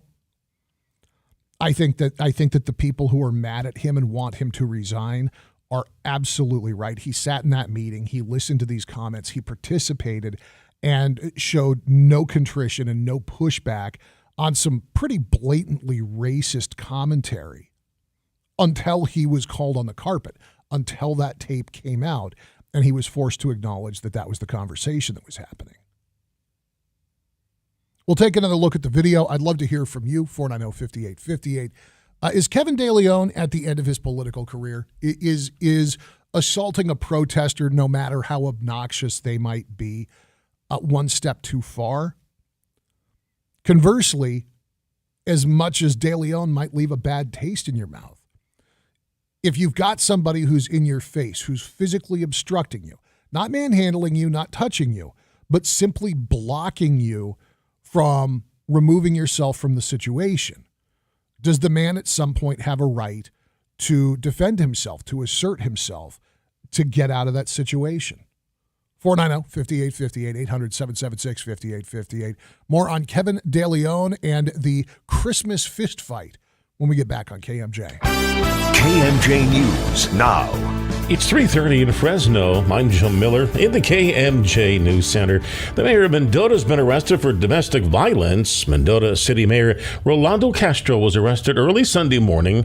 According to police, they were called regarding a domestic disturbance at about 3:45 in the morning. Castro was arrested for domestic violence. He was booked into the Fresno County Jail. Now, details regarding the incident limited, but officials say Castro did bond out at about 7:40 on Sunday night. A GoFundMe page has been set up for a star football player who was diagnosed with stage 4 testicular cancer. The head coach for varsity football in Reedley High School says 16-year-old Malachi Rios has 2 cancerous tumors that had spread to his lungs. The teen diagnosed last week. The Rios family organized the fundraiser to help pay for his chemo treatment. The State Department says it's not giving up trying to get other Americans freed from Russian custody after successfully bringing Brittany Griner home. ABC's Eddie Field has more from Washington. State Department spokesman Ned Price understands the frustration that detained Marine Paul Whelan and his family feel after 4 years of wrongful imprisonment. Our message to Paul, our message to every American who was wrongfully detained, is hang tight, keep the faith. We'll come to get you. Former National Security Advisor John Bolton says President Trump was offered the same deal, exchanging a Russian arms dealer for Whelan, and that Mr. Trump turned it down. Andy Field, ABC News, Washington. Now your forecast from Fox 26's Jim De La Vega. It will be breezy for part of the day today, with wind gusts as high as 15 miles per hour, but will start to calm down. Mostly cloudy conditions will give way to sun, with a high today reaching the low 50s. For tonight, it will be mostly clear tonight. The low is going to dip down around 35 degrees. The winds will be calm. For KMJ, I'm Jim De La Vega from the Fox 26 Weather Center. With news on the hour, on the half, and when it breaks, and always streaming at KMJNow.com, I'm Jim Miller for News Talk 580, 1059 KMJ. One problem right now, and that's in Madera, Avenue 10 at Lane Bridge Drive. There's an uninjured accident there. Also, a bunch of debris reported in the roadway as well. Next update, 347. I'm Greg Lane with KMJ Traffic. This report is sponsored by Roto-Rooter. Family in town for the holidays means more showers, more activity, more pressure on your drains. Last thing you want is a drain issue causing you more stress. Call 1-800-GET-ROTO for a free home inspection to make sure you're prepared. Or visit rotorooterca.com. Happy holidays from Roto-Rooter. Hi, I'm Jeremy. And I'm Ben. Choosing the best mattress can be difficult, but one company has made it easy: Clovis Mattress. We've created a simple lineup of mattresses to suit all budgets and, more importantly, all sleeping styles. But the best part is, all our mattresses are made right here in the Central Valley. We still use traditional techniques and the finest materials. But now, every mattress we sell directly benefits the local community. But that's not the only difference. At Clovis Mattress, we are open by appointment only. Why? Because we want every customer to get the royal treatment, so we can guide you through our amazing collection with no hard sell, no distractions, just the right information to help you find your perfect mattress.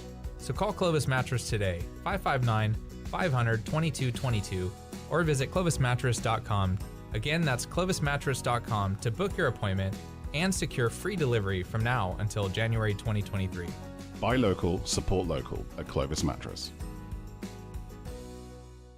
Is it new or isn't it? It's hard to tell when you drive a certified pre-owned Mercedes-Benz from Mercedes-Benz of Fresno. And that's not the only surprise: an affordable price. Every certified pre-owned Mercedes-Benz comes with a 125-point inspection by certified Mercedes-Benz technicians and an unlimited mileage warranty. That's safety and more safety. See how affordable like new can be at Mercedes-Benz of Fresno, Palm, and Herndon. See store for details. Fed up with your water softener and its time-consuming upkeep? Tired of undrinkable water? A LifeSource whole house water system is your solution.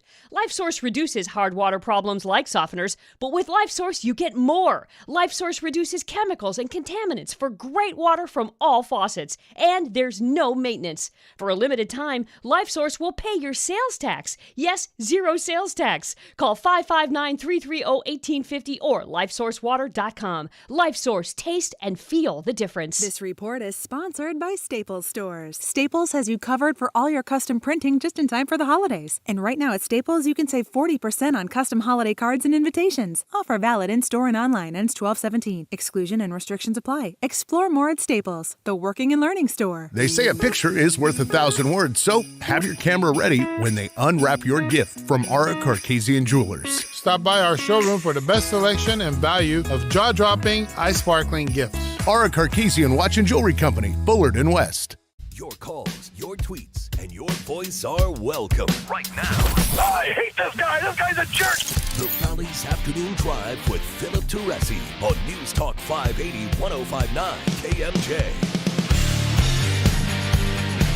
Well, to your 3 o'clock hour on the afternoon drive at News Talk 580 1059 KMJ. I'm Philip Teresi. Phones are open here at 490-5858 and toll free at 800-776-5858. Had a couple of people send me an article from GV Wire this afternoon, and I have reached out like moments ago. I've reached out to Superintendent Bob Nelson's office. I'm also going to be reaching out to former Fresno Unified trustee Terry Sladek because I do want to hear both sides on this. But the story from GV Wire, the headline reads, Sladek accused of bilking the superintendent The state is investigating. So, as far as I can tell, the issue from a legal perspective, from a what's anybody going to do about it perspective, has to do with the reporting of gifts by folks who hold political office. And any gift over $50 has to be reported regardless of who it comes from. In this case, the gift in question came from Fresno Unified Superintendent Bob Nelson. And it's part of this dinner tradition that Superintendent Nelson has established. One of the other things that bears mentioning as we dive into this, there were 6 trustees at the meal we're going to talk about, because we're talking about dinner here. There were 5 other trustees, 6 total, at this meal on December 2nd, 2021. A complaint was filed by Superintendent Nelson with the Fresno County District Attorney's Office. The DA's office has since forwarded the complaint to the Fair Political Practices Commission. The FPPC is the state agency in charge of examining financial disclosures. And right now, the charge is receiving an unlawful gift and receiving a gift in excess of the $520 limit from a single source, which in this case is Fresno Unified Superintendent Bob Nelson.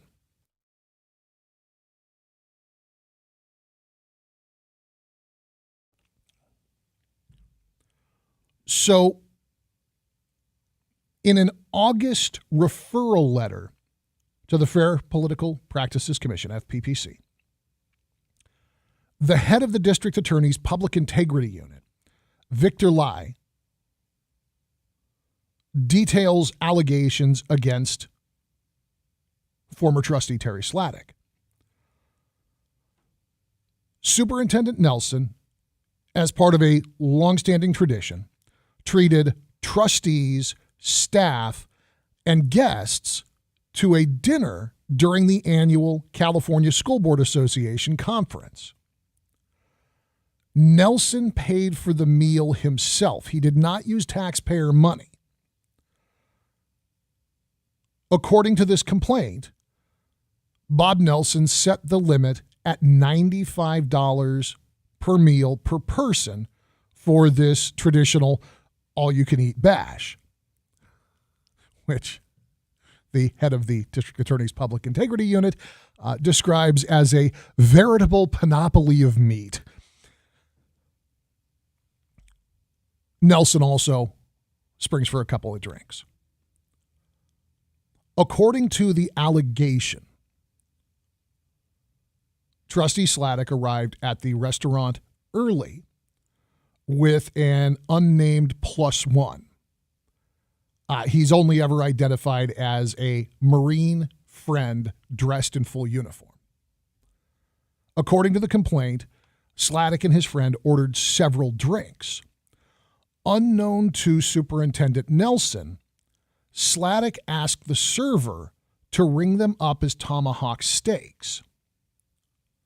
Sladek and his guest also ordered 2 Wagyu ribeye steaks at about $145 a pop. When presented the bill, Superintendent Nelson, I think reasonably, questioned the addition of 17 tomahawk steaks, quote, none of which had actually been ordered and consumed. According to the complaint, Trustee Sladek informed Superintendent Nelson what he had done, but when the superintendent asked the trustee why, he didn't get an answer.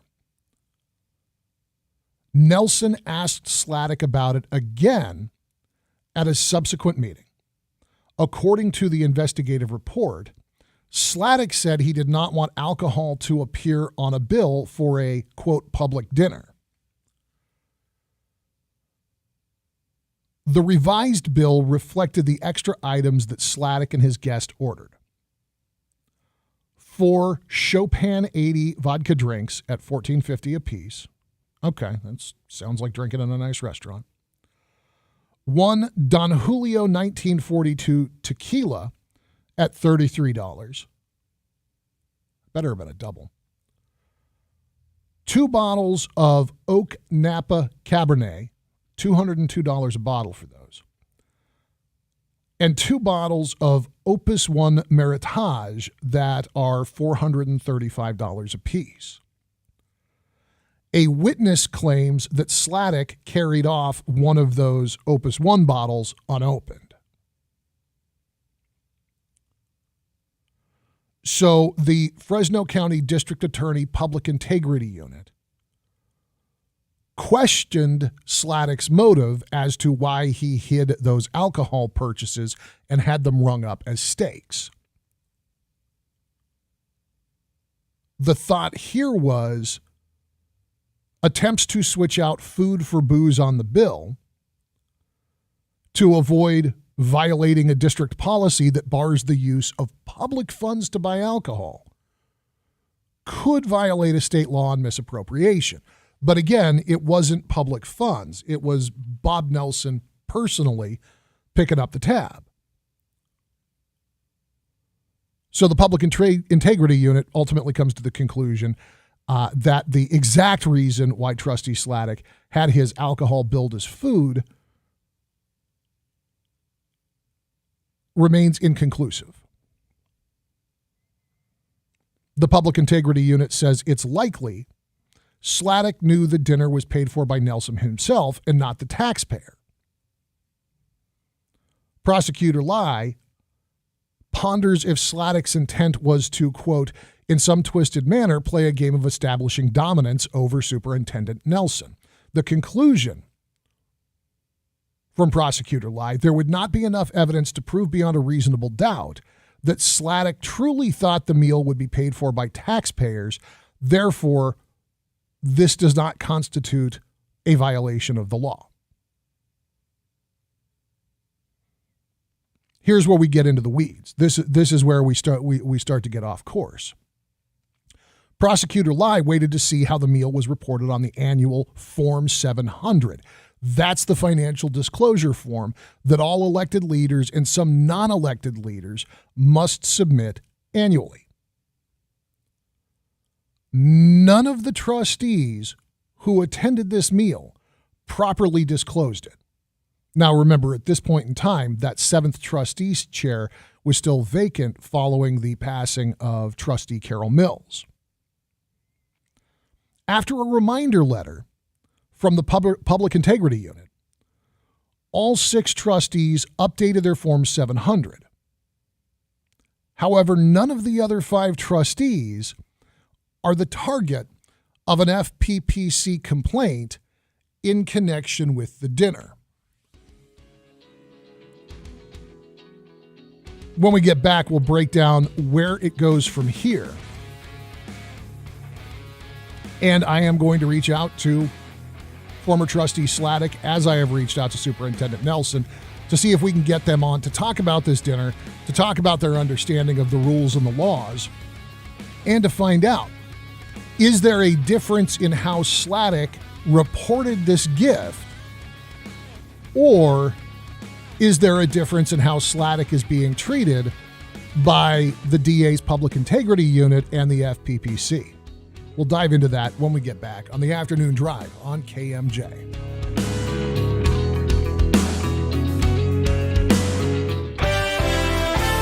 Northbound and southbound 99 through Madera County are up to the speed limit. We do have a little bit of a slowdown, and that is off the 180 to northbound 99 from Fresno, and also a little backup from 180 to northbound 41. In Madera, Avenue 10 at Lanes Bridge, there is a non-injury accident and report of debris in the roadway. Next update, 4:03. I'm Greg Lane with KMJ Traffic. This report is sponsored by SaveOurWater.com. A little mulch goes a long way. Mulch reduces evaporation and saves water. Use it especially around your plants and trees. Visit SaveOurWater.com for more water-saving tips. That's SaveOurWater.com. Let's all do our part. Save water, save California. This is Helen with Solar Negotiators with a breaking solar industry news update. Extremely bad news coming out of California. NEM 3.0 is a new set of rules that will cut credit for solar systems on homes by up to 75%. However, there is some good news. If your application for your new solar system is submitted early enough, you can still lock in your savings under the current policy. This is good for up to 20 years, with no deadline for construction of the system. It's time to finally go solar, and Solar Negotiators is making it easy for you to reserve your solar project today with flexible cancellation options. But their team is recommending that all customers who don't currently have solar look to getting a quote and an active reservation as soon as possible. You will need a solar agreement to hold your place under the current 2.0 rules. NEM 3.0 is coming, and the deadline is rapidly approaching. Don't wait. Lock in your solar savings today. To learn more about NEM 3.0 or to reserve your project, go to solarnegotiators.com today. Buildings Unlimited will be celebrating 20 years serving Central California and the West Side. Buildings Unlimited, specializing in concrete tilt warehousing, cold storage, processing facilities, and commercial pre-engineered metal buildings. Buildings Unlimited is your single point of contact from design to the completion, proudly featuring new core steel, manufactured in the USA. Buildings Unlimited, where the only limit is your imagination. Call our experienced team for a free consultation at 559-485-9948 or visit us at buildingsunlimited.net. We do not have a homeless crisis. We have a poverty crisis, a trauma crisis, an addiction crisis, an abuse crisis. We have a my dad introduced me to meth at the age of 12 and I've been hooked on it ever since crisis. We have a I have been trafficked since I was 15 years old crisis. We have a I didn't choose this life crisis. Give hope. Give to the Fresno Mission.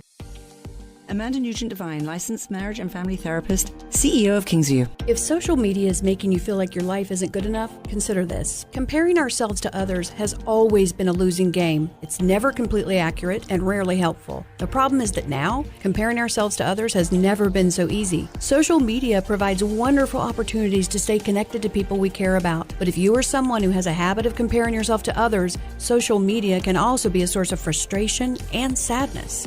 It's critical to understand that when viewing the events of someone else's life on social media, you are seeing the filtered version they want you to see. And when you compare this filtered version of their life with the unfiltered version of your life, you will lose every time. Rarely do people post a romantic dinner gone wrong. They post the moments when their spouse is attentive and thoughtful and holding a turquoise box from Tiffany's. Bottom line, never compare your unfiltered life with the filtered life of others. The Mental Health Minute with Amanda Nugent-Devine is sponsored by Kingsview.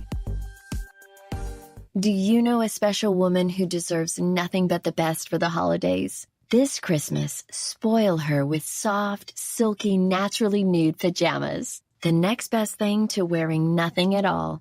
Naturally nude pajamas, exclusively at Pajamagram, are smooth to the touch, light as air, truly seductive. Order today and Pajamagram will include a free matching naturally nude nightie. That's a $75 saving on a best-selling holiday gift. Yes, ordering today gets you a free $75 nightie. Definitely an effortless way to let her know how much you care. Now you can give her 2 sensuous gifts that she'll love to relax in. But hurry. Year after year, naturally nude pajamas sell out. So here's what you need to do. Head to Pajamagram.com or text the word GIFT to 41234. That's GIFT to 41234. Order today, ships tomorrow. The most streamed station in the Valley. PCs, phones, smart speakers, and KMJNow.com. Rolling up on 4 o'clock on your afternoon drive. News Talk 580, 105.9 KMJ. I'm Philip Teresi. Appreciate you hanging out right now. Going through a story reported by David Taub and Nancy Price over at GV Wire about a dinner hosted by Bob Nelson down in San Diego in December of 2021. And the accusation is that former Fresno Unified trustee Terry Sladek failed to appropriately report the dinner and may have abused Bob Nelson's hospitality. So prosecutor Victor Lai is the head of the Fresno County District Attorney's Public Integrity Unit, who has since turned the case over to the Fair Political Practices Committee, FPPC. And when we left off, we were talking about this dinner that Sladek attended with a friend, that it is alleged that Terry Sladek asked the restaurant staff to modify how they billed him for drinks, converting those drinks to tomahawk steaks on the receipt that would be presented to Superintendent Nelson. There is a suggestion, although Prosecutor Lai does say that it is an inconclusive point in his investigation, that Sladek may have done that to keep alcohol off of the bill, if indeed it was being paid with public money, because there is a Fresno Unified policy against that. However, there's also ample evidence to indicate that Terry Sladek knew that this was all coming out of Bob Nelson's pocket personally, which raises the question of why he bothered to have the drinks reframed as steaks. But nevertheless, 6 trustees attended this dinner. The 7th trustee seat, Carol Mills' seat, had not yet been filled, and of course, Carol Mills had passed away. Initially, all of the trustees failed to report the gift from Bob Nelson of having paid for this dinner. Eventually, everybody, including Sladek, did report the gift.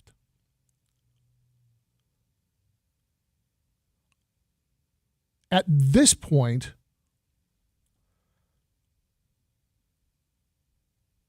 the prosecutor says that on Sladek's revised Form 700, he also listed other dinners bought by Nelson. So he listed this event at the December 2021 dinner and other dinners purchased by Nelson that came to a total of more than $660. Prosecutor Lai estimates that Sladek's total bill racked up that evening was not $195, but that it was $1,251 that was picked up by Superintendent Nelson. Now, one of the problems in this is that the limit in a single year for a gift, the limit in a single year from a single source for a gift is $520. Victor Lai from the Fresno County District Attorney's Public Integrity Unit at this point says the case was considered more appropriate for referral to the FPPC for administrative action rather than for criminal charges. But Victor Lai also admonished Trustee Sladek for running up Nelson's tab, calling it a financial abuse of his employee. So what have Public Integrity Unit investigators learned since talking with Bob Nelson and the other trustees? We'll get into that when we get back. I have sent out requests to both Superintendent Nelson and to Trustee Sladek to see if they'll come on and talk about this story. And as soon as I know, I will let you know as the afternoon drive continues on KMJ. Missed part of the show? Get the Afternoon Drive podcast at kmjnow.com or by searching KMJ's Afternoon Drive in Apple Podcasts or Spotify. A story of first downs and second chances. Meet former pro football player Michael Robinson. I wanted to keep playing, but my feet hurt. And all those big league experts couldn't help? You have access to anything, but none of it worked. Finally, he got fitted with Good Feet arch supports. Let me tell you something. They work. Now, he recommends Good Feet to anybody. If you move, go to the Good Feet store. Sign up for your free fitting at goodfeet.com. Step into your Good Feet store in Fresno, Merced, and Visalia. Do you have a foodie on your shopping list this Christmas? Consider a gift from Bari Olive Oil. Extra virgin olive oil, flavor-infused oils, gourmet foods, gift baskets. There's plenty to choose from at Bari's gift shop. Bari offers a healthy alternative when it comes to gift giving. Bari Olive Oil Company's gift shop and tasting room is open Monday through Friday, 9 till 4:30, and Saturdays from 9 till 3. Online at barioliveoil.com or call 595-9260 for more info. Starting May 3rd, 2023, you may need a real ID to board domestic flights, and there's never been a better time to apply than right now. It's no secret, we're all ready to start traveling again. From family reunions to romantic vacations or a getaway with friends, Real ID is your ticket to fly. There's no need to wait. Visit realid.dmv.ca.gov today to start the application and be ready to go wheels up whenever you want. DMV Online, ready when you are.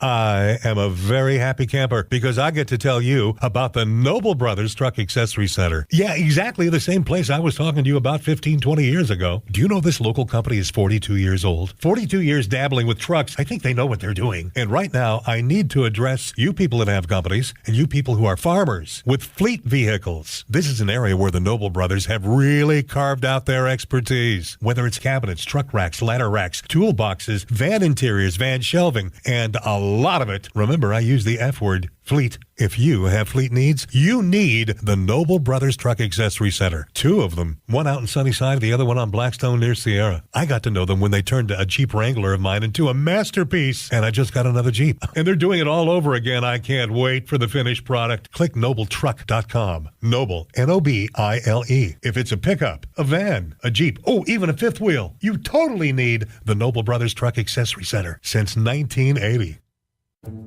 Think you have a good reason for not donating blood? Oh, other people are donating enough. Fact, 40% of the US population is eligible to donate blood, yet less than 5% actually do. And there's a constant need for new, fresh blood to help save lives. There's no excuse for not helping make sure that the Central California Blood Center always has an adequate supply of blood available for your family, friends, and neighbors. Be the bigger person. Go to donateblood.org now to make an appointment. COVID vaccines just got a big update because updated vaccines now protect against both the original COVID virus and Omicron, and everyone 5 and older can get one. Find updated COVID vaccines at vaccines.gov. We can do this. Paid for by the U.S. Department of Health and Human Services. The original KMJ, 580 AM, 105.9 FM, Fresno, a Cumulus media station. It's 4 o'clock in Fresno. I'm Jim Miller in the KMJ News Center. Police identifying the victim of a deadly shooting at an apartment complex in Fresno over the weekend. Bernardo Coronado shot multiple times on Sunday. Officers found the 42-year-old lying in the street. Police say Coronado was involved in an argument with several other people before he was shot and killed. A man is hospitalized after being shot near a Fresno County school this morning.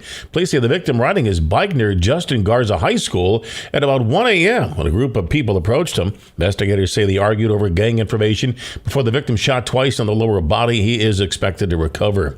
California Department of Finance is actively responding to a cybersecurity incident. KMJ's Liz Kern reports. According to a statement from the California Cybersecurity Integration Center, no state funds were compromised.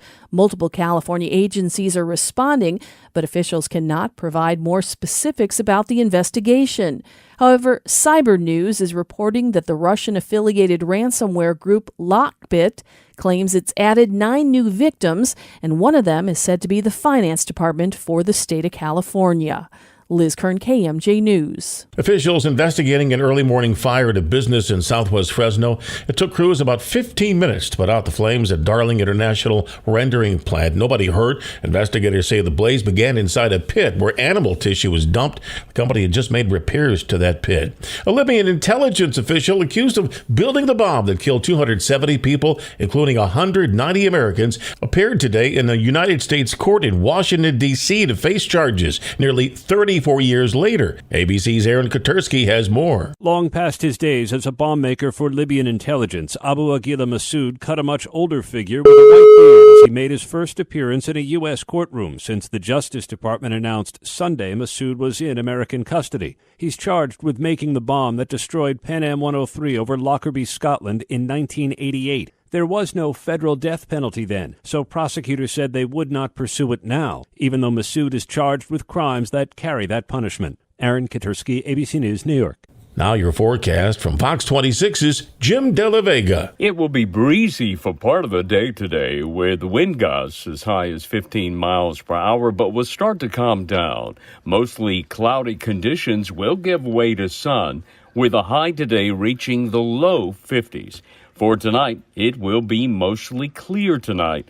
The low is going to dip down around 35 degrees. The winds will be calm. For KMJ, I'm Jim De La Vega from the Fox 26 Weather Center. With news on the hour, on the half, and when it breaks, and always streaming at KMJNow.com, I'm Jim Miller for News Talk 580, 105.9 KMJ. Thank you, Jim. Near Corscold right now on northbound 41 at Road 406. Couple of vehicles just involved with an accident there. No reports of injuries. In Los Banos on southbound I-5 at Nees, got a collision. Possible injuries being reported there. Freeways are up to the speed limit.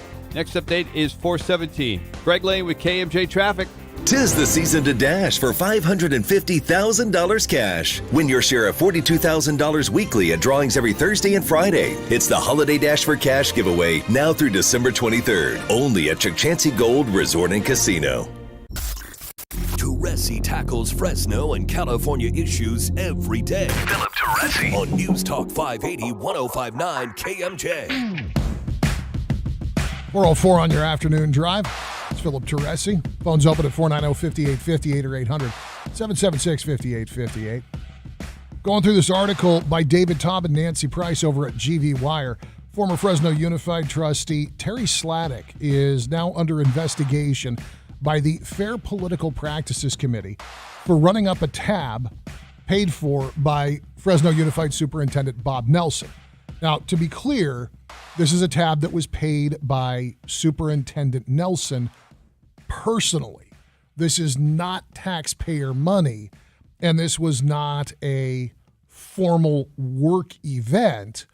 So it's not a district expense, but it is a gift that is, under the law, required to be reported as a part of your financial disclosures as an elected on something called your Form 770. And where we left off is initially none of the trustees reported this gift. But after this investigation was launched by the Fresno County District Attorney's Office's Public Integrity Unit, all six of the trustees did eventually report it under direction from the DA's office. The seventh trustee seat at that time was still vacant following the passing of Carol Mills.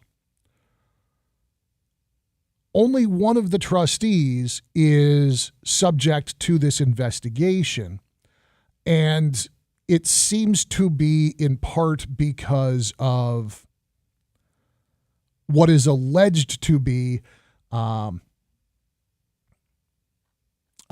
the investigator put it here, Victor Lai, a financial abuse of his employee by Terry Sladek.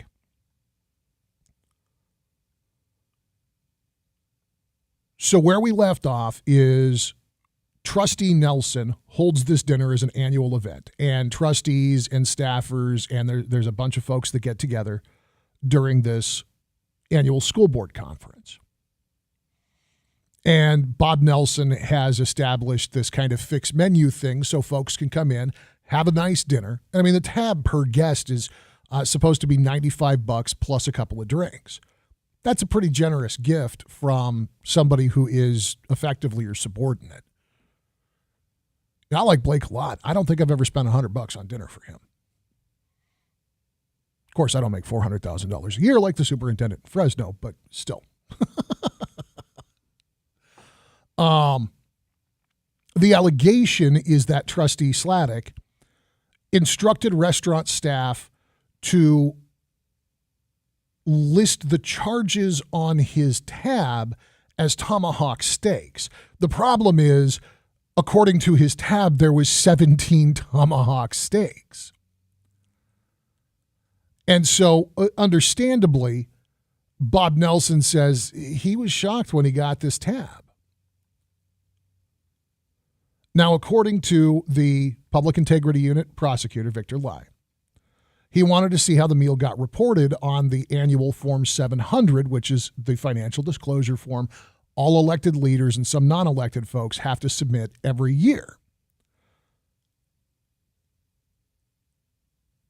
After a reminder letter from the Public Integrity Unit, all 6 trustees did update their Form 700. Sladek listed the amount of the dinner as $195, which, according to his filing, included his meal and his guests. Other trustees ranged from $85 to $195. The Public Integrity Unit says that did not reflect the Wagyu ribeyes nor the extra alcohol. They say that Sladek did share 3 of the bottles of wine that he had ordered with the rest of the table. So on the revised Form 700, Sladek listed this and other dinners bought by Bob Nelson, totaling more than $660. The limit for a single source in a given year is $520, and Victor Lai from the Public Integrity Unit at the DA's office estimates that Sladek's total bill was actually $1,200, all of which was paid for by Superintendent Nelson. And so again, the Public Integrity Unit, the District Attorney's Office, decided that this was more appropriate as a referral to the FPPC for administrative prosecution instead of criminal charges. Public Integrity Unit investigators spoke with Bob Nelson just days after the dinner.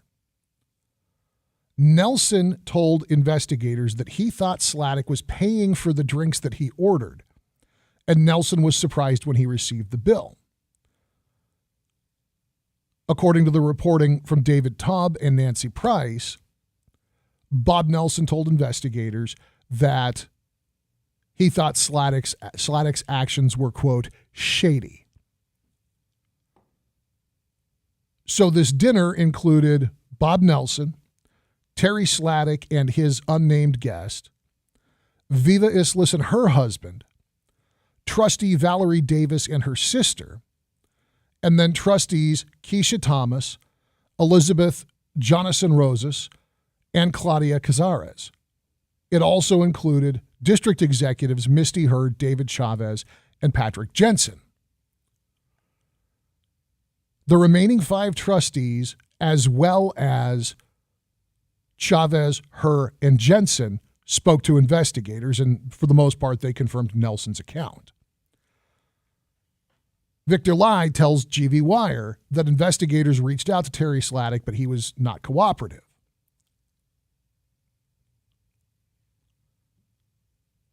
Jensen told investigators that Nelson chose a fixed price menu because in previous years, others have taken advantage of loading up on his dime. Viva Islis asks, who has the type of audacity to do something like that on somebody else's dime? Investigators talked with restaurant staffers who identified Sladek as the man in charge, even though he didn't pay the bill. And one server told investigators that it is not unusual for alcohol to be billed as food. So Bob Nelson told David Taub and Nancy Price that when he received that initial bill for $3,702.79, quote, it was shocking to me, to be very honest. When he realized that the restaurant had substituted tomahawk steaks for alcohol, he questioned the staff. Nelson said it was listed as meat. Quote, and I just said, believe me, I would know if I ate a tomahawk steak, let alone however many you put on here. Nelson said that it took several iterations of revising the bill before Nelson was satisfied that the revised bill properly reflected the amount of food and drink that had been purchased. The final bill for the 13 dinners with tip and tax totaled $3,542.82.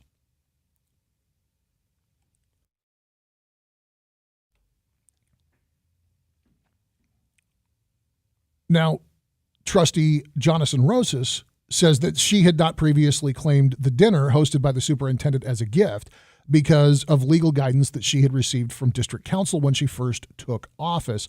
She said the meal was deemed a district function and that her belief was that it was not reportable. But again, when the other trustees were instructed by the DA's office, Jonathan said that she did amend and refiled her Form 700.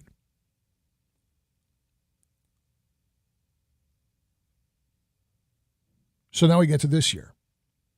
Superintendent Nelson says he hosted a dinner again during this month's CSBA meeting in San Diego. Thomas, Cazares, and Andy Levine, who was elected to fill Carol Mill's seat, along with newly elected member Susan Wittrop, plus 4 student trustees. This he paid for using district funds. He said in past years he also would have treated the student trustees to meals, but so this year he consolidated everything to include adults and students. The dinner tab, including tip at Roma Mia, totaled about $800. Jonathan Rosas says that she expects, quote, "We have a new board, we're going to move on, and hopefully Trustee Sladek can move on with his life as well, and he can pay for his own drinks." A spokesman for the Fair Political Practices Committee says that the case does remain open. He says penalties range from a warning letter up to $5,000 per count. Quote, "Penalties are based on the type of violation, severity, harm to the public, previous violations, willfulness, types of penalties given in similar types of violations and cases." And then there's a link here to the 47-page complaint forwarded to the FPPC by the Fresno County District Attorney's Public Integrity Unit. And it does go into quite a bit of detail. Now, I've reached out to Bob Nelson. I've reached out to Terry Sladek. I have asked both of them to come on the show to talk about this. At this time, Trustee Sladek says he's waiting to talk to council before he's going to comment publicly on something like this. That's not an unreasonable response. As yet, I have not received a reply from Superintendent Nelson. I have no doubt that he will. I have no doubt that he'll get back to me. When I've spoken with him in the past, we've gotten on fine. So I think that the question is whether or not he is, as a current employee of the district, allowed to talk about an ongoing FPPC investigation against a former trustee. Nevertheless, I want to give both of these folks the opportunity to come on to tell their side of the story. And I'm also going to reach out to the FPPC to find out what the expectation is for turnaround on this. I understand investigations are a fluid thing, but I want to see when we're going to get an answer, when we can expect to hear back about a former trustee possibly, allegedly underreporting a personal gift from the superintendent. So when I hear back from all the respective parties, we're going to book them for interviews. We're going to get them on the air. We're going to talk to everybody and find out what happened here. I cannot help but note, and this is not a criticism of the reporting being done by David and Nancy. It is not a criticism of GV Wire as a news outlet carrying a news story. But it is a piece that is not mentioned in this.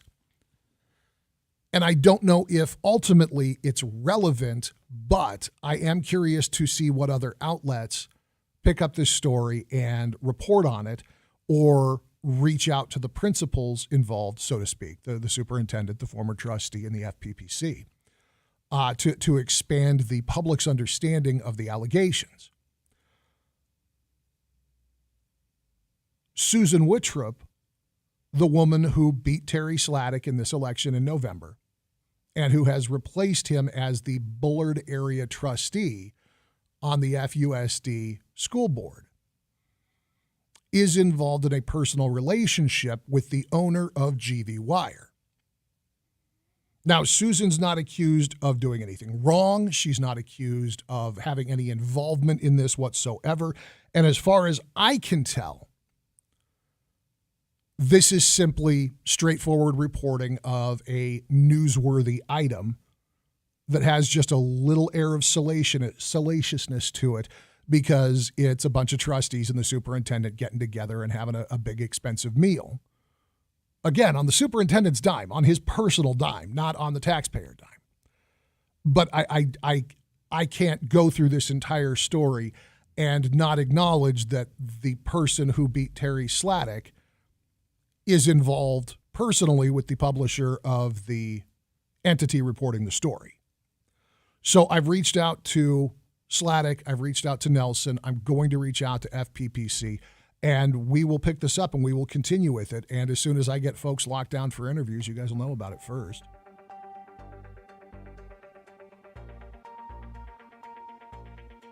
I'm genuinely curious to hear what the explanation is. It's the afternoon drive at News Talk 580, 105.9 KMJ. The headline right now over at Fox News, Mini Madoff arrested.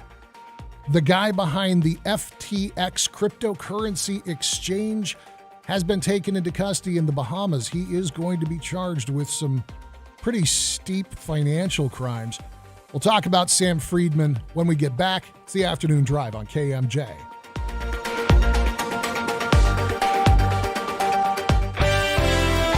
Couple of problems. First of all, near Coursegold on northbound 41 at Road 406, a couple of vehicles involved in a non-injury accident. CHP is on the scene there right now. Los Banos on southbound I-5 at the Nice Avenue off-ramp. We got a hit and run, non-injury accident being reported. The freeways in and around Fresno and Clovis, with the exception of northbound 41 coming off of the 180, are clear and up to the speed limit. Next update happens at 4:33. I'm Greg Lane with KMJ Traffic. Concrete blocks are being used to cover electrical access panels to prevent copper thieves from robbing you blind. Check them out online at bestconcreteblocks.com.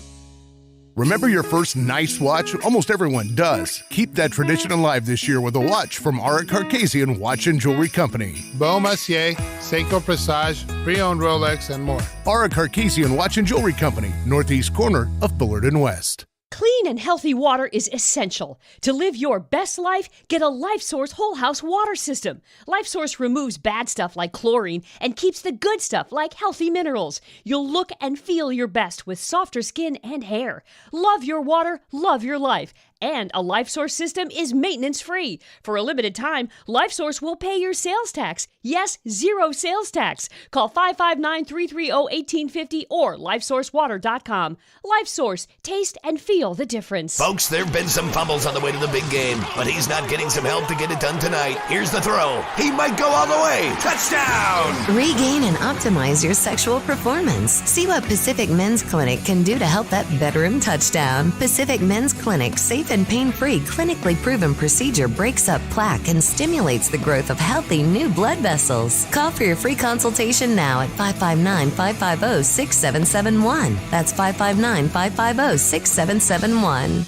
We open your doors, provide a touchless experience, and keep you safe. And we've done so for over 43 years. We are Fact Automated Entrances at your service. Founded in 1979 by Carrie Abbott, Fact Automated Entrances sells, installs, and maintains the doors that open automatically for convenience stores, retail, schools, and office buildings. Fact also sells, installs, and maintains commercial manual storefront doors, commercial electric gates for apartment complexes, gated communities, and business centers. Although Carrie has retired, retired, the next generation, his daughter and son-in-law, now own the company, providing Central Valley businesses the same products and excellent service. If you work in a secured building, Fact installs those card read systems too. If you're looking to install motion sensor doors, a commercial security gate, or a state-of-the-art card key system, contact Fact Automated Entrances at 559-495-3228 or visit them at autodoor.com. You don't have to search outside the area for modern conveniences. Call the Central Valley Original, Fact Automated Entrances. One search engine is used by 9 out of 10 consumers.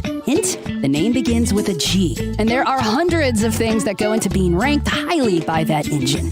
Your website, your business profile, even your social accounts. A couple of slip-ups and you find yourself on page 7. But at Cumulus Boost, we have the experts and resources to fix what's wrong and boost your findability so you can rank higher than your competition. Get started today at cumulusboost.com. CUMULUS boost.com. Amanda Nugent-Devine, licensed marriage and family therapist, CEO of Kingsview. If social media is making you feel like your life isn't good enough, consider this. Comparing ourselves to others has always been a losing game. It's never completely accurate and rarely helpful. The problem is that now, comparing ourselves to others has never been so easy. Social media provides wonderful opportunities to stay connected to people we care about. But if you are someone who has a habit of comparing yourself to others, social media can also be a source of frustration and sadness. It's critical to understand that when viewing the events of someone else's life on social media, you are seeing the filtered version they want you to see. And when you compare this filtered version of their life with the unfiltered version of your life, you will lose every time. Rarely do people post a romantic dinner gone wrong. They post the moments when their spouse is attentive and thoughtful and holding a turquoise box from Tiffany's. Bottom line, never compare your unfiltered life with the filtered life of others. The Mental Health Minute with Amanda Nugent-Devine is sponsored by Kingsview. Make the season bright with the $550,000 Holiday Dash for Cash giveaway. Come out on Friday, December 23rd for the grand finale to win your share of $90,000 cash. Only at Chukchansi Gold Resort and Casino. Now, the Valley's Afternoon Drive with Philip Teresi on News Talk 580 1059 KMJ. Oh, Christmassy. Roll it up on 4:30 on your afternoon drive. Phones open, 490-5858 or 800-776-5858. A dubstep remix of Tchaikovsky. Okay. I'm getting old. All right. So the founder of the FTX crypto exchange, Sam Bankman-Fried, has been arrested in the Bahamas. He was taken into custody after the U.S. Attorney for the Southern District of New York shared a sealed indictment with the Bahamian government. This is the first concrete move by regulators to hold folks accountable for the multi-billion-dollar implosion of FTX. And it is expected that Bankman-Fried will be extradited to the United States without much incident. He was expected to testify before the House Financial Services Committee on Tuesday. Now, Damian Williams, the U.S. Attorney for the Southern District of New York, is saying that the federal government anticipates moving to unseal this indictment in the morning. The Bahamian Prime Minister, Philip David, said the Bahamas and the United States have a shared interest in holding accountable all individuals associated with FTX who may have betrayed the public interest and broken the law. While the United States is pursuing criminal charges against Sam Bankman-Fried individually, the Bahamas will continue its own regulatory and criminal investigations into the collapse of FTX with the continued cooperation of its law enforcement and regulatory partners in the United States and elsewhere. So Bahamian regulators and the attorneys for FTX had been both in court and in the court of public opinion really fighting this move. Today, FTX attorneys accused the Bahamian government of allegedly working with Bankman-Fried to spirit away FTX assets from company control and into crypto wallets controlled by Bahamian regulators. Now, the fact that he's been arrested based on a Southern District of New York indictment suggests that perhaps the Bahamian authorities in the United States will continue to maintain close cooperation. Our extradition treaty with them has been in place since the early 20th century. That's back when the Bahamas were under British control. The current treaty was signed in 1990 and requires that the requesting party provide an arrest warrant issued by a judge or other competent authority. Now, if you remember back in November, FTX and their affiliates filed for bankruptcy, and Bankman-Fried stepped down from his role as CEO. At that point, there was a run on assets, and FTX just fell apart. Reporting from CoinDesk probably accelerated this because they revealed that there was this extremely concentrated position in self-issued FTT coins, which Bankman-Fried's hedge fund had used as collateral for billions in crypto loans. Binance has since announced they will sell their stake in FTT. That will result in a massive withdrawal of funds. The company froze its assets, declared bankruptcy just a couple of days later, and reports now claim that FTX had commingled customer funds with Bankman-Fried's crypto hedge fund, Alameda Research, and that billions in customer deposits had been lost through that.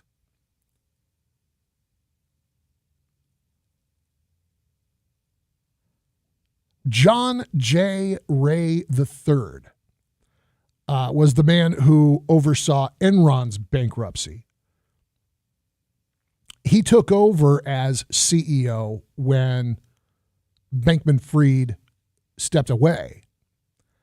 Mr. Ray is scheduled to testify before Congress this week, but in prepared remarks released today, Mr. Ray said that FTX went on a spending binge from late 21 through 2022, when approximately $5 billion was spent buying a myriad of businesses and investments, many of which may only be worth a fraction of what was paid for them. He also says that FTX made more than $1 billion in loans and other payments to insiders. Mr. Ray also confirmed media reports that FTX customer funds had been commingled with assets from Alameda Research. Alameda used those funds to do margin trading, which of course exposed them to massive losses.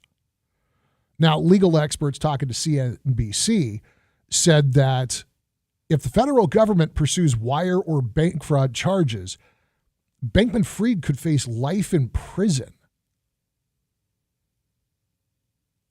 They say that such a severe punishment would be unusual but not extraordinary.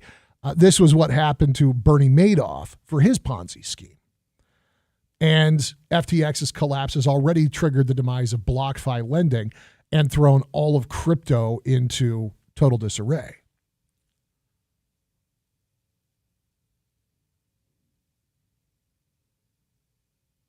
The investment firm that is under Mr. Ray's direction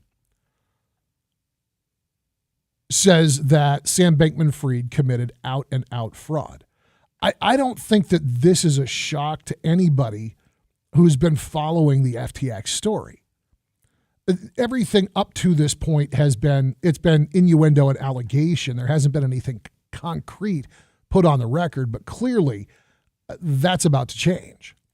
What's going to be interesting to me is to see, relative to a situation like Enron, just how nuts and out of control did this get? Because the amount of money involved it's difficult for somebody who's not a billionaire to wrap their head around what moving that much money is like, even if it's just numbers on a screen. But to have spent it the way that he spent it, to have tried and sheltered it and hidden it the way that he did, I think this guy is in a lot of trouble. KMJ News now.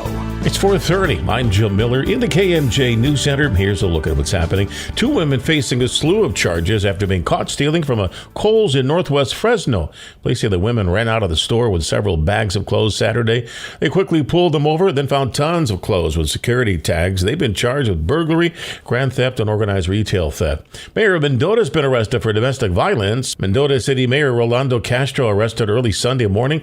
According to police, they were called regarding a domestic disturbance at about 3 in the morning. He was arrested for domestic violence, booked into the Fresno County Jail. Details regarding the incident are still limited, but police say Castro did bond out on Sunday night.